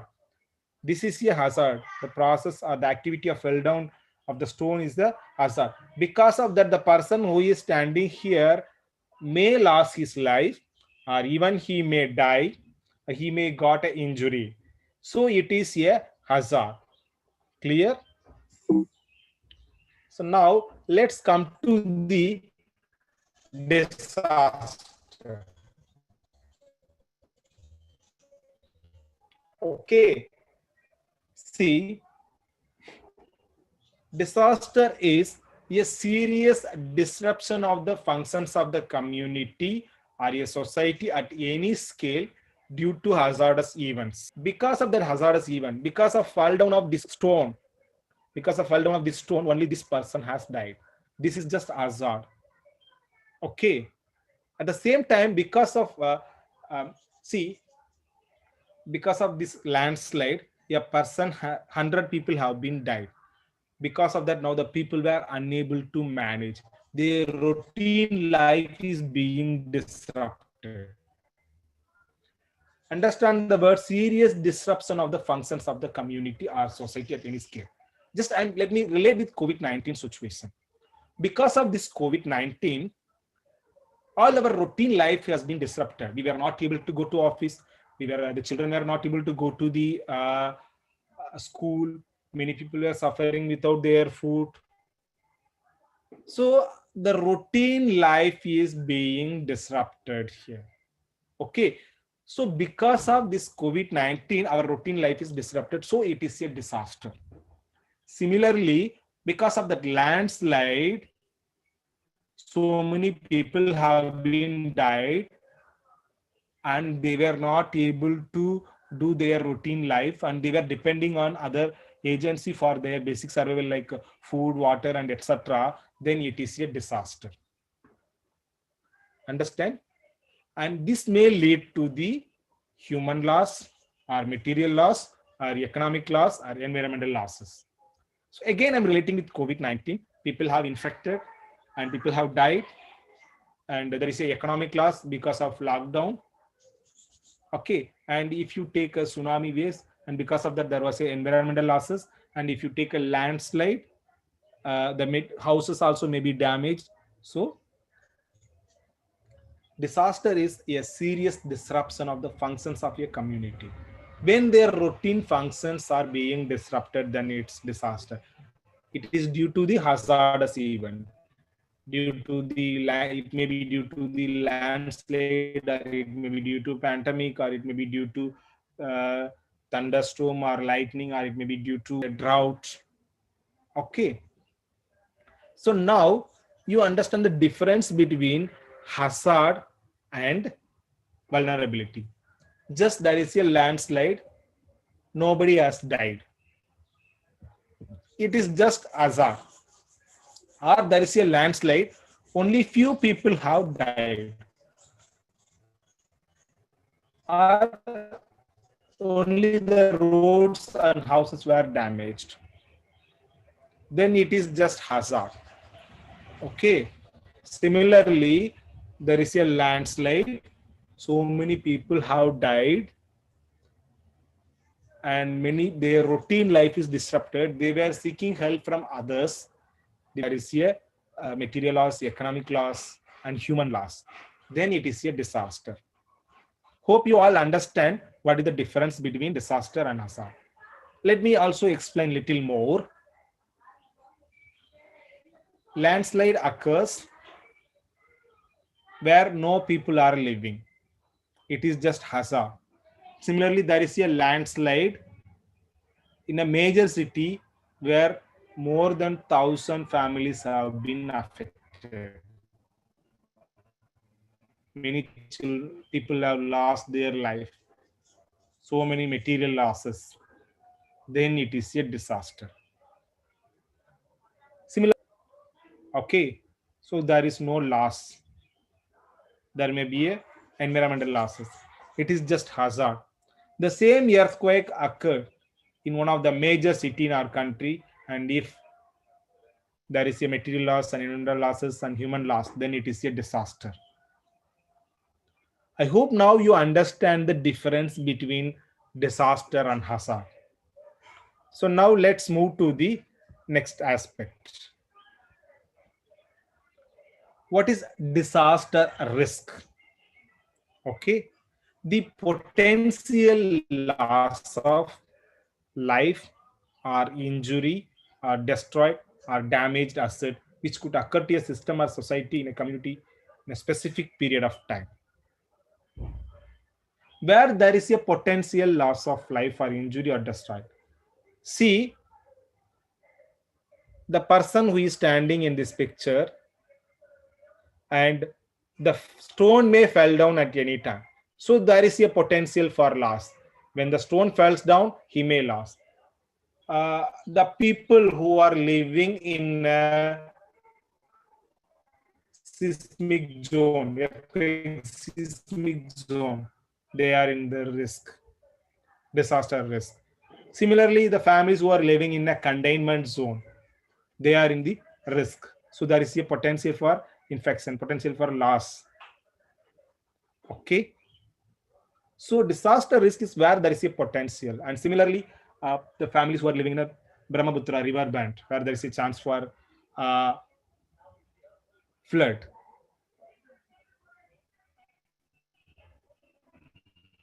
Clear? So now vulnerability.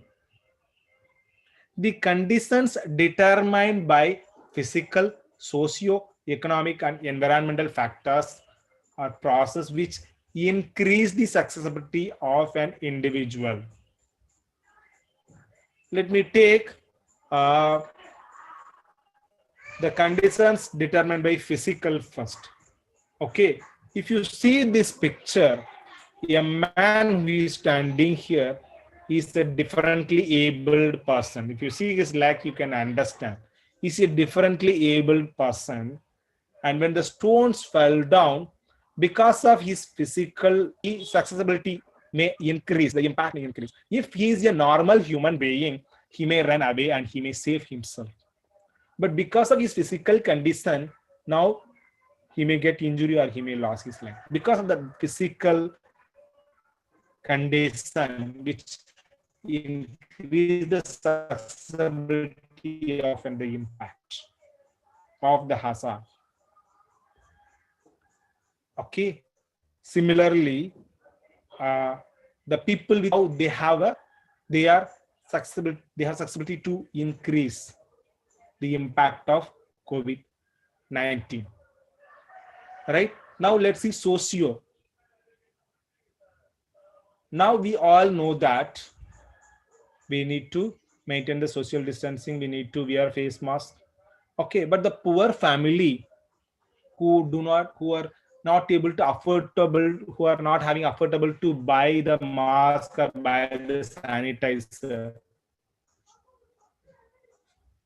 because of their economic condition, they are susceptible to increase the susceptibility of impact. Because of their economic condition, which increase the susceptibility of the impact of this COVID-19. Okay, it is because of their economic condition. They may not able to buy the sanitizer. They may not able to be in their home during the lockdown period. They are going for their work. Okay, it's because of economic condition. And the environmental factors. Again, I'll take an example. The families who are living under the hills or the houses on the top of the mountain, there may be a landslide, there may be an earthquake at any time. So which increase that environmental factor where they are locating, which increase the susceptibility of that impact of the hazard events. Okay, so the vulnerability is the conditions determined by physical, social, economic, and the environmental factors, which increase the susceptibility of an individual or in a community or an asset to the impact of hazards.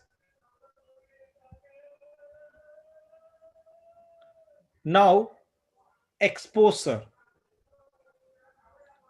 The situation of people or infrastructure or housing, production, and other tangible human assets located in the hazard-prone area. So it's simple. By seeing this picture, you can understand the families who are living under this small hill, they have an exposure.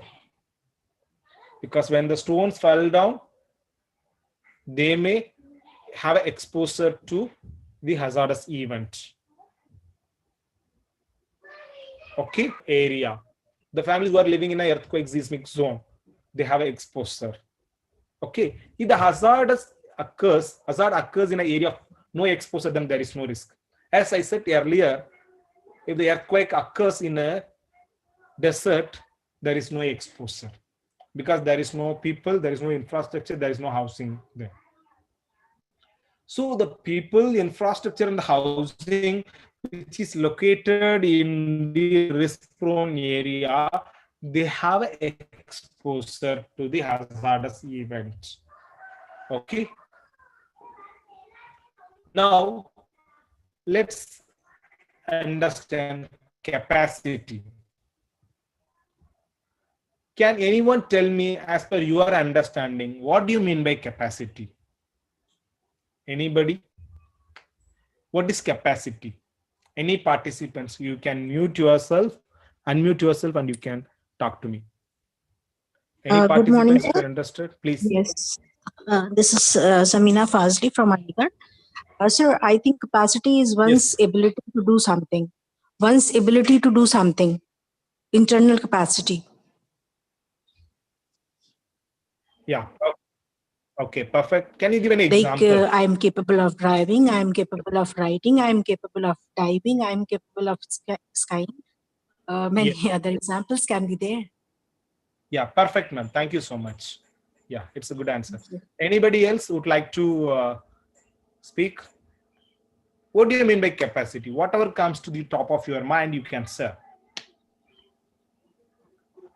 What is capacity?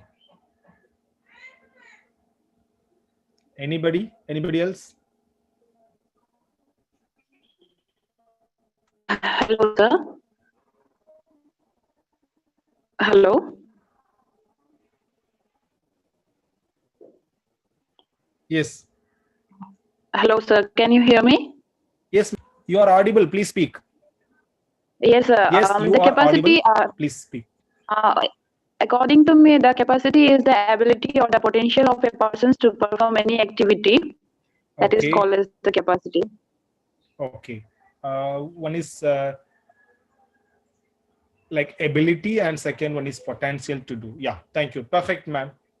Thank you so much. So now let's also relate the capacity with disaster risk management. Okay, as you all said, capacity refers to the all strength, okay, and attributes and resources. Strength, attributes, resources available within a community or organization or society to manage and reduce the disaster risk. Okay, so in the field of disaster risk management, capacity refers to the all the strength which you within you are having within yourself, and the attributes and the resources which is available with the individual and community and the organization, which will help you to reduce the disaster risk. Okay, now let's see one by one. Strength, it may be a skill like a swimming skill or fast. Okay, and the attributes, knowledge, recently which we are learned, the appropriate behavior of COVID-19, the knowledge. What are the do's and don'ts during thunderstorm? What are the do's and don'ts in the earthquake? What are the do's and don'ts at the time of flood? These attributes also a capacity. And the resources. For example, you are living in a Brahmaputra riverbank and you are having a boat with you. You are having a life jacket with you. It's all resources. And similarly, during COVID pandemic time, you are having a sanitizer with you. You are having a mask and you are having a gloves. It's all resources. So strength, attributes, and resources, it's all capacity. And it may be with an individual or with some. For example, if you visit any biggest malls, they have fire extinguisher. It is a resource for the institution.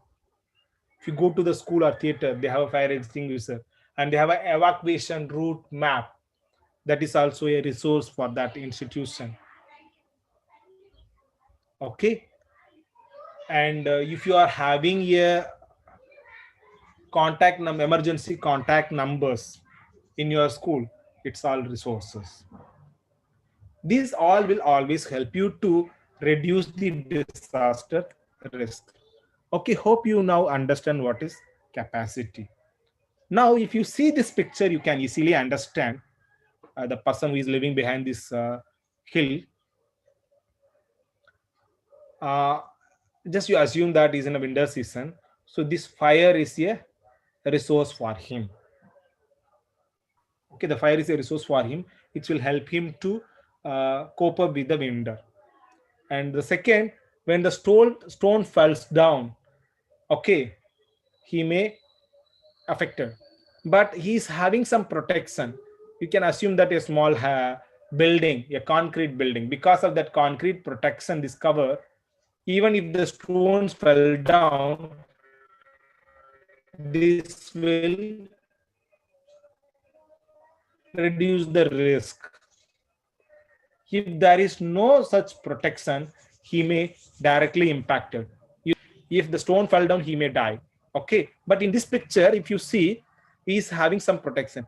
This is the resource for him, which will reduce the impact, which will reduce the risk. Okay, now I hope you understand the resources. Can anyone give me example for capacity of any school or any individual? Can anyone give related to disaster risk management, which will help you to reduce the disaster risk? Sir, in order to Can anyone give me example? excuse me, sir, this is Samina again. May I speak? You are not audible. I'm not audible. I think there's some network issues. Yeah, please, ma'am, Samina. Yeah. You So are audible, Samina. as far as school buildings are concerned, their capacity to deal with disaster management may have their fire extinguishing system, fire and there means the building which could be safeguarded, and earthquake proof buildings can be their capacity. And one more thing means if the building is prone to people who are means having who have some physical ailments or some problem, or physically means handicapped people, then also it can be added to their capacity management. Yeah, thank you, Samina. I am giving just an example. You are in a river band. You are living in a river band. Tools or resources, strength you will have. You need to have to reduce your risk. Or what is the capacity you need to have to reduce your risk? You are living in a river band, Brahmaputra river band. You just imagine. And what are the capacities you need to have to reduce your risk? Am I audible, Samina?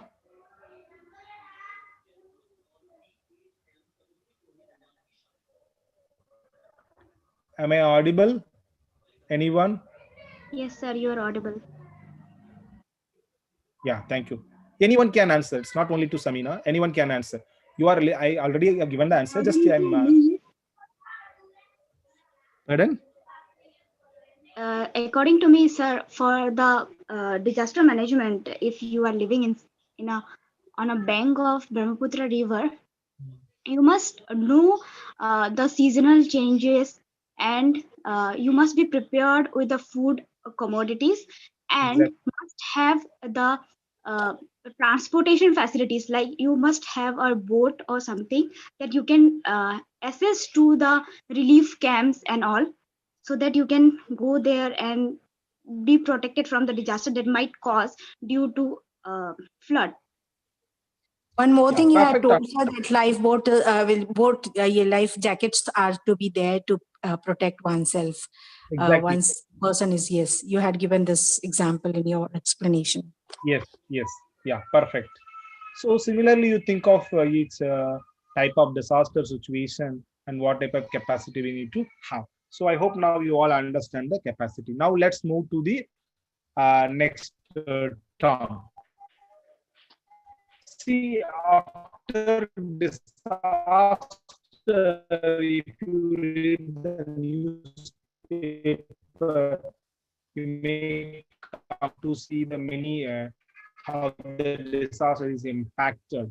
Like, for example, we used to measure the disaster impact in terms of physical units. Okay, so for example, if the roads were damaged, we used to say this many kilometers of roads were fully damaged, and this many 5 kilometers of roads were partially damaged.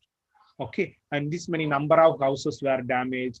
and this many number of houses are partially and fully damaged, and this many people have infected. If you see COVID-19, everyday updates, daily bulletin, the daily updates, if you see, and they used to, if you see the data, number of people infected, number of people recovered, number of people died. Okay, so these are the statistics. We always measure the disaster damage in terms of physical units, which will help you to properly assess and plan for the recovery and development. Okay, assess in terms of physical units. It may be a square meters of housing or kilometers of road or number of people, or if you see the GDP, right? For economic impact, we used to see check the GDP, right? And even many people who may lost their livelihoods. So the disaster damage is being assessed in terms of numbers and physical units. And sometimes we also used to say the services like electricity, telephone, road, these are all being disrupted. Okay. So the next is disaster risk management. And just I would like to ask you people, which is the right word? Disaster risk management is right or disaster management is correct? Can anyone tell me? And you need to tell why. People, it may be difficult to answer. So can you please repeat the question? There was some connectivity issue. Please repeat the question. Yes. Disaster management is the right term, or disaster risk management is the right term, which is correct?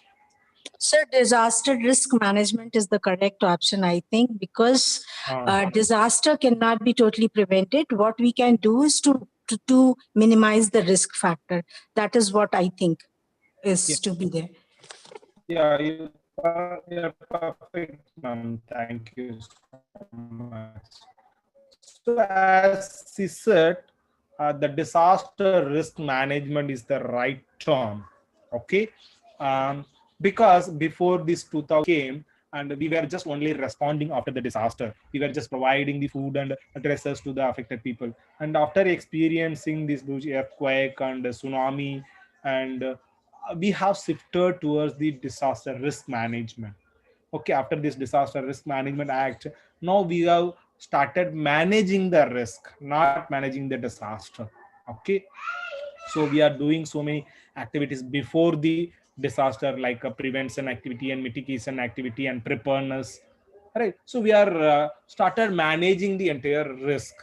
So it's a disaster risk management is the right one. So the disaster risk management is the organization, planning and application of measures, preparing for responding to recovering from the disaster. So it starts from the prevention and preparedness to responding and recovery from the disaster impact. Okay, and the hazard we have seen, and the vulnerability we know, and the exposure also we know that. So this hazard, vulnerability and exposure, which multiplies our risk. So hazard is like COVID-19 pandemic or landslide or earthquake. These are the hazard. Okay, but in case, and you also having a vulnerability. Vulnerability means like you are differently able people, or if you are a comorbidity person, so you are most vulnerable. And you are also living in the earthquake zone, and you are also living in the containment zone, so you have an exposure. So this all three multiplies your disaster risk. Okay, and at the same time, if you are having a capacity which reduce your disaster risk. Okay, so just I'm explaining with the one example, like now COVID-19 pandemic is a hazard. Okay, and again you are a comorbidity diabetic person, you are cardiac patient, so you are most vulnerable, which again increase your risk.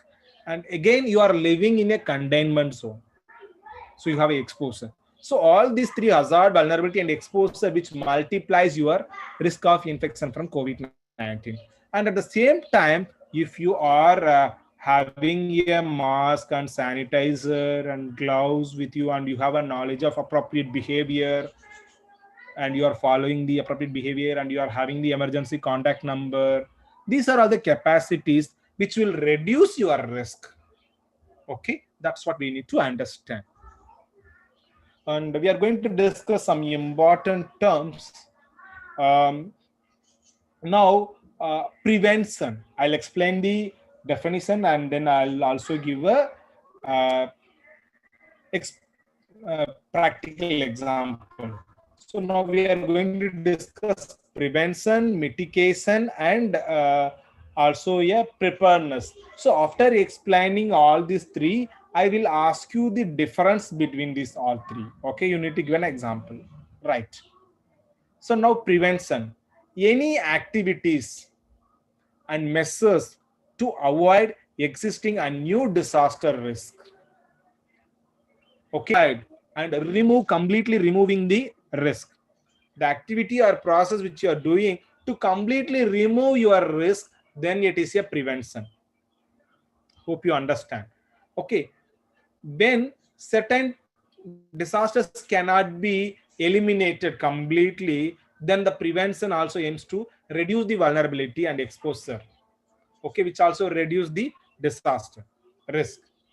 For example, you are living in a flood area and the construction of dam or embankments which will eliminate, completely remove your flood risk, then it is a prevention activity. Hope you understand. Come to this picture now. A person is standing below the hill and there was a stone in the hill and the chain which is hold on the stone. Because of this particular chain which is hold on the stone, because the stone, okay, the stone will not fall down now. So it is a prevention activity. Understood? So it is a prevention activity. Clear? So any activity or measures which you are taking which is helping to remove completely that particular risk, which is completely avoiding or eliminating that risk, is called prevention. Okay. So now let's move to the next term, mitigation. Any activity as process which you are taking is lessening or minimizing or reducing the impact of the hazardous event. Okay, the activity which you are taking is helping to lessen or minimize or reduce the impact of the hazardous event is called mitigation. It also includes engineering techniques and hazard resistant constructions. Okay, now I'll explain. I'll give a practical example. You are living in an earthquake seismic zone and now you have constructed a earthquake resistant house. Earthquake resistant house. Then it is a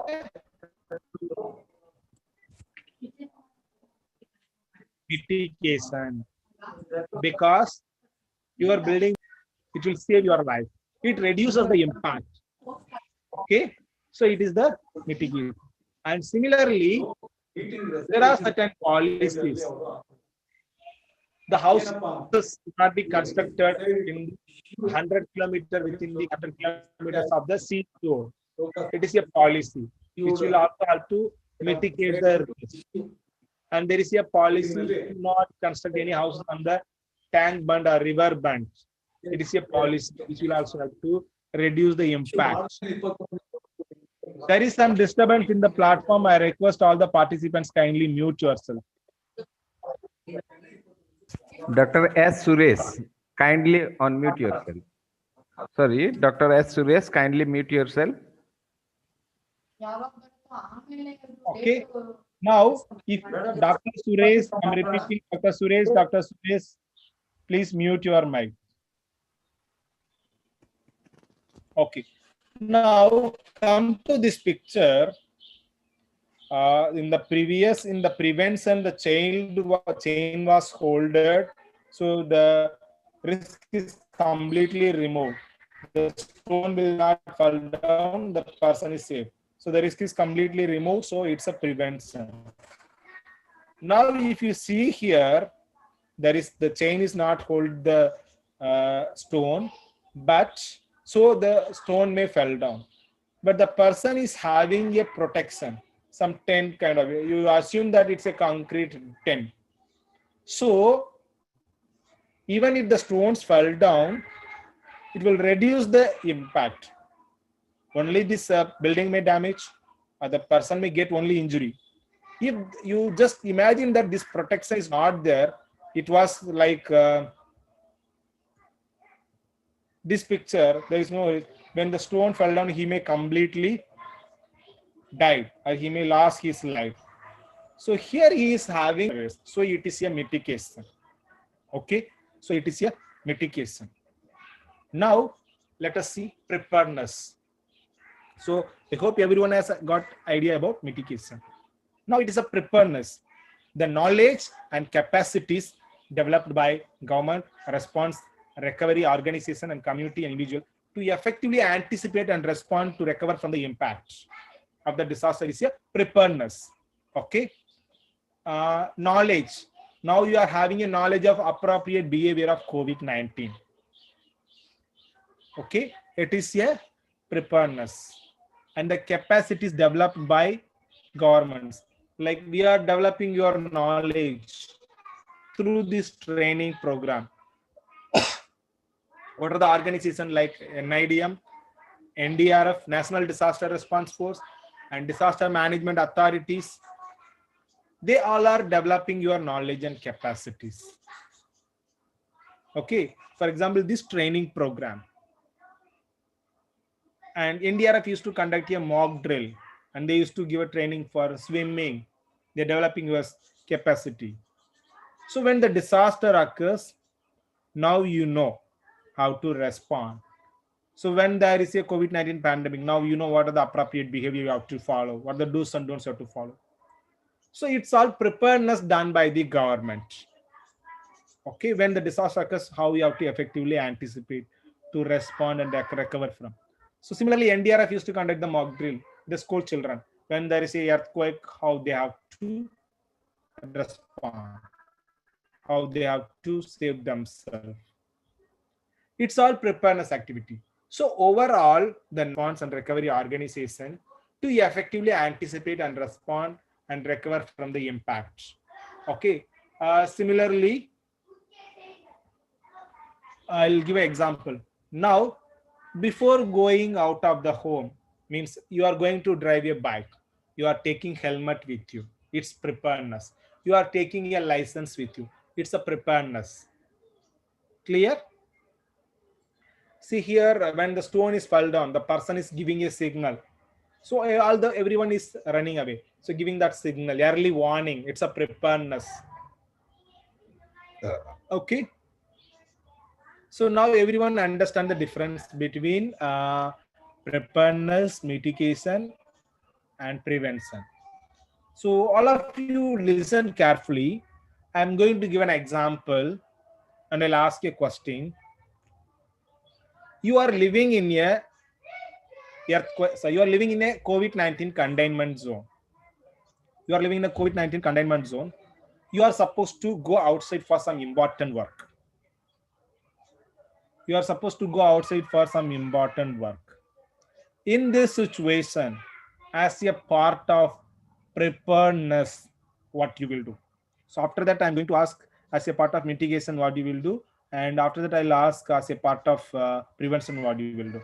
So first answer me as a part of preparedness what you will do. I'm repeating, you are living in a containment zone. You are living in a and in this situation, as a part of preparedness, what you will do? Anybody, please answer me. Sir, as we want to go out for any again. Hello, this is Monica Sharma, sir. Yeah, please. As a part of preparedness, when we are going out, living in the containment zone, and when we are going out for the important job, so as a preparedness, at least we have to take with the masks. We have to prepare with the masks. We have to carry on the masks and put at least we should use that sanitizer like this. Yeah, thank you. Perfect answer, ma'am. Thank you, Monica. One thing I think is to be mentioned here, that in containment zone, you are not supposed to go outside very frequently. So at times you need to have permission also. So getting permission from the authorities is also one of the aspects of preparedness, I think, along with all the things that you'll be carrying, your mask and everything. Yes, perfect. Perfect answer. Correct. You are right. Anything else? Okay. So now let's move to mitigation. So as you all said, taking mask with you and sanitizer with you and gloves and taking permission in prior, it's all preparedness. And the knowledge which you are having, in addition to this all, the knowledge which you are developed by all, it's a capacity preparedness activity done by the government. Okay. So from your side, you have done this all preparedness. It's perfect. Now, as a part of mitigation, what you will do? Now, as a part of mitigation, what you will do in the same situation? So should I speak out? Yes, please. Introduce yourself. This is Monica. This is Samina. This is Samina Fazli. So Okay. mitigation is lessening the risk, and for that, whatever knowledge or preparedness we have been generated or awareness generated by government or other agencies, we'll be trying to apply that. Like for example, if we are in containment zone, the risk factor will be more over there, and in that case we'll have to apply the knowledge, we'll have to put our mask properly, we'll have to maintain social distancing, and we'll have to keep washing our hands with sanitizer or water or whatever is available. So these are the things which we can use to lessen the risk over there. That will be mitigation. Yeah, perfect, Zina. Thank you so much. You are right. So as she rightly, anybody else would like to speak? If anything is missing, you can. Anybody?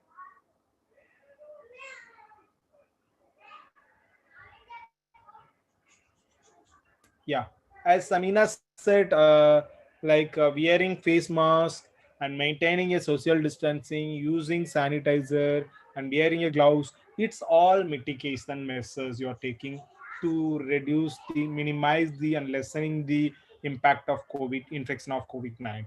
Okay, perfect. So now as a part of prevention, what you will do?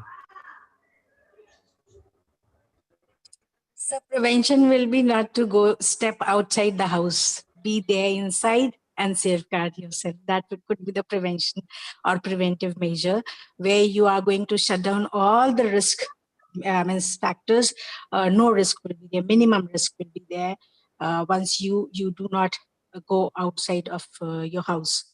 That could be prevention, along with all other measures that you can take, that vegetables that are coming inside in your house, you wash them well, and whatever coming inside your house, you keep applying all the knowledge over there, and you avoid as much as possible going outside the house. That could be preventive measure.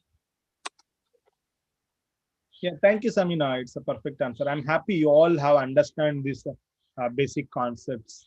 It's a great. You all have given a very good answer, and you have understand well all these three concepts. So similarly, the mitigation measures and prevention measures and preparedness will vary for each disaster. Okay. So, but now you have understand. So let's move to the next. So just I'm going to the due to the constraints of time, I'm going to the last aspect. Resilience. Okay. the resilience which refers to the ability of individuals. Okay, it's also related to the capacity, I can say. It's also related to the capacity. So resilience refers to the ability of individual or community or system to be resistant to the shock and stress brought about by the natural hazard. So simply we can say that it's a bounce back better. Bounce back better. For example, if you take this ballpoint pen with a spring, and if you take the TikTok sound will come, no, so that the children used to play with that. So if you take out that spring outside, and if you push it with the ground, and it will jump back. So as okay, as much as it's a bounce. Similarly, if you are throwing a ball, it comes back to you. So what I'm trying to say here is resilience is bounce back better. So when the disaster occurs, immediately if you could able to back your normal position, then you are a resilient society. I can say that Assam and this Odisha, they are best managing. Even every year this Assam is facing 3-4 waves of flood, and they could able to manage it, and they are coming back to their normalcy within a day or within a week. So they are resilient society. Okay, similarly, if you see Odisha also, they are facing 3-4 cyclones in a year, and they could able to back to their normal life. So they are resilient society. And similarly, and this the capacity building programs which is being conducted, even these training programs and the mock drills, these are also building the capacity. It's also building the resilience among the society. Okay, so once the disaster occurs, you could able to resilient yourself. Okay, like now during this COVID-19 situation also, in many states they are providing this Siddha medicine, Siddha tablets, which will help you to boost your immunity. So we are building resilience among you. So that even if you are infected with COVID-19, you can recover very quickly, or it will avoid affecting with COVID-19. So simply resilience you can understand by that ballpoint pen, that spring. Okay, if you push it, it will jump back again. So by which will help you to increase your resilience so that you can bounce back better after this any disasters. Okay. So overall, we have discussed about what is disaster damage, and then vulnerability and capacity, prevention, mitigation, and preparedness and resilience. These are all the basic concepts so far we have discussed, and you all also have answered me very well with the correct answer. So with this, let me complete my session. And if you have any questions now related to this session, you are most welcome. Any questions related to this basic concepts of disaster risk management, you can ask me. Thank you, Dr. Balu, for such a nice presentation and making these terms clear to all the participants. So now I request all the participants, if they have any query in their mind, if they have doubt about any term and means how this can be implemented in real ways. So you can ask questions. Now it is open for raising your questions.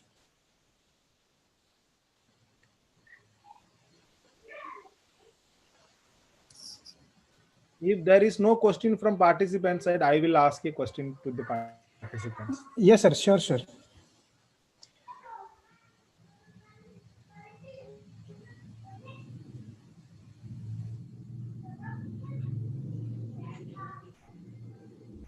Any questions from the participant side?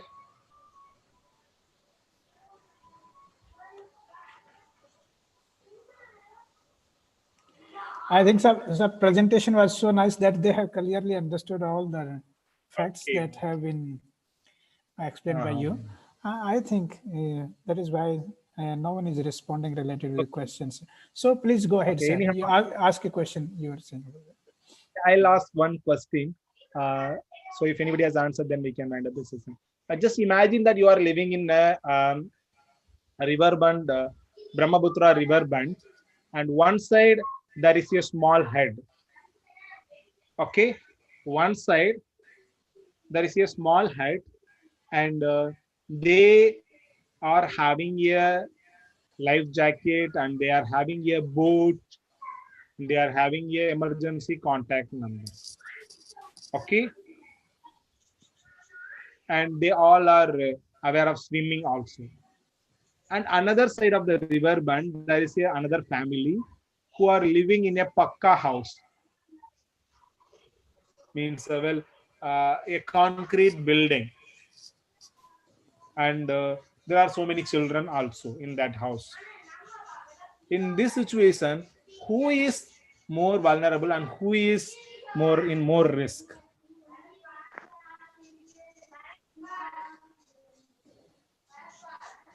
Can anybody answer me? Who is in more risk or highest risk? Sir, I think the people living in Pakka house with more children and all would be in vulnerable situation because they are not having risk management system with them, and they don't have the capability to deal with that situation. I think they are more. Any other interpretation? Yeah, thank you, Samina. Good answer. Anybody else would like to speak?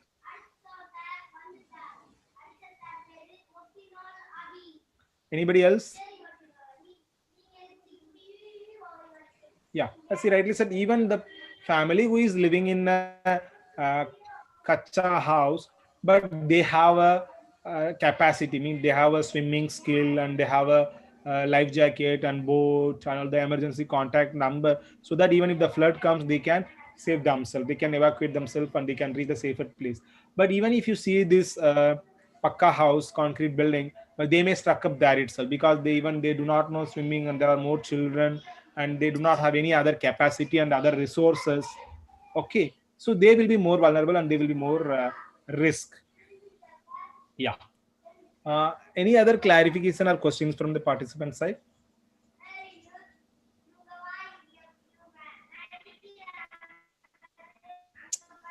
So it was a well explained session, I think, and it was very nice. You have very nicely tried to explain the difference between all the things and factors. So I think there would be no question. Thank you very much. Yeah, thank you, Samina. So my compliments to all the participants who have participated in the discussion. Thank you so much. I'm handing over the session to moderator. Okay, thank you, sir. Again, I also would like to thank you for such a nice presentation. And more important, sir, more practical lecture means it will prepare our participants how to deal with these disasters, and particularly related with COVID-19. When they venture out of their home, I mean, what they need to observe and what they need to avoid. And now, sir, again, I request you, if you, there were some queries related with feedback. Dear participants, this program is being organized by Department of Education, Rajiv Gandhi University, in collaboration with National Institute of Disaster Management, New Delhi. So this is a joint venture, and so this feedback procedure, what is this feedback procedure? It is to be taken by the National Institute of Disaster Management. So I request Balu sir, I mean, what is that arrangement? The student and the participants are asking again, sir, what is this feedback related with mechanism? And any other announcement from your side, sir? Yeah, so it's a response. We have a Google form for feedback, and we are not going to take a feedback every day. So the third day after end of the program, we will share the feedback link, and all the participants are requested to provide the online feedback. This is one important thing. And so the certificate will be issued by the Rajiv Gandhi University after verifying the feedback and your attendance. As we said, minimum 80% of attendance is compulsory. So we will compare your attendance as well as if you have submitted the feedback, then you are eligible to get the certificate. Okay, so just I'm repeating, feedback link will be provided last day only, last day of the program. And we will share the Google form link. And I request all the participants to join. Once it was 175 participants in this program, and right now it is 143. So I request all the participants to join all 3 days program regularly, so that you will be getting the certificate. Okay, thank you, sir. Thank you, sir. So, dear participants, this link will be shared here in the chat box. Okay, now, so you are requested to make it convenient to attend this meeting for all these 3 days. If you fail for 1 day, or if your participation is less than 80%, then you will not be issued a certificate. So there is another announcement for the tomorrow's program. Technical session 3 and 4 for the tomorrow. So it will start from 11 to 12, first technical session of the day 2, and the topic will be introduction to CCDRR. Sir, small change. Yes, sir. Sorry to intervene. The Yes, first sir. session will be mental health issues of children, will be handled by Ms. Namrata. Yes, sir. 11 Okay, to sir. 12, and the second session will be introduction to CCDRR by Dr. Balu. Okay. So this is the tomorrow. Okay. So there is a slight change. So the first technical session of the day 2 will be on the topic mental health of children in the time of disaster, and it will be taken by Miss Namrata. Then the second technical session of the day 2 will be introduction to CCDRR, mean child-centric disaster risk reduction. So all the participants are requested to join by 10:30. So the link will remain same. So by 10:30 it will be open. So before the session starts, all are requested to be in the meeting. So now again I thank Balu sir, but official vote of thanks I request Dr. Prashant Kumar Bhai. I would like to invite Dr. Prashant Kumar Bhai for official vote of thanks. Thank you, Narendra sir. On behalf of Department of Education, Rajiv Gandhi University, Arunachal Pradesh, and the organizing team, I must convey my hearty thanks to the today's resource person for both the technical session, Dr. Balu, for his important and informative lecture based on two important topics, that is do's and do not do's on COVID-19 and a basic concept of disaster risk management. Sir, really these two sessions are fruitful and effective during this critical period, and as well as in our day-to-day life too. Thank you, sir, again from the core of the heart for having with us and delivering excellent lecture.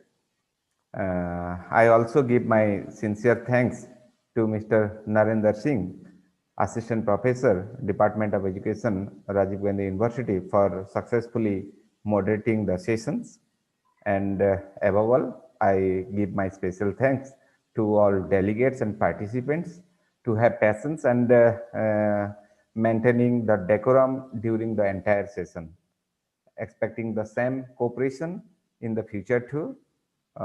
With this, the first day program is formally going to wind up with an announcement that already Narendra sir has announced this, but again I am announcing the same things, that tomorrow we will begin our day 2 program sharply at 11 a.m. in the morning, and that is why participants are requested to join before 10:30 a.m. in the morning, and link will be provided before that tomorrow.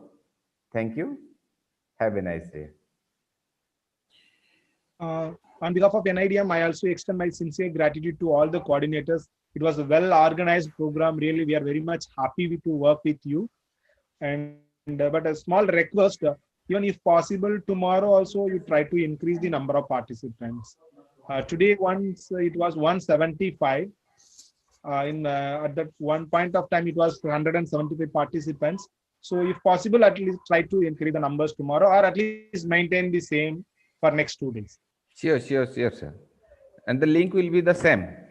Okay, for tomorrow also the link will be the same. So participants need not to worry about the new link. Rather, the same link, in the same link they will have to join. Okay. Thank you. Okay, and then again, I thanks all the participants also. So to be with us for this 3-hour session for today, and hoping to meet again tomorrow. I formally end this meeting today. Okay, have a nice day. Thank you. Thank you all. Thank you, sir. Thank you, Balu sir. Thank you, sir.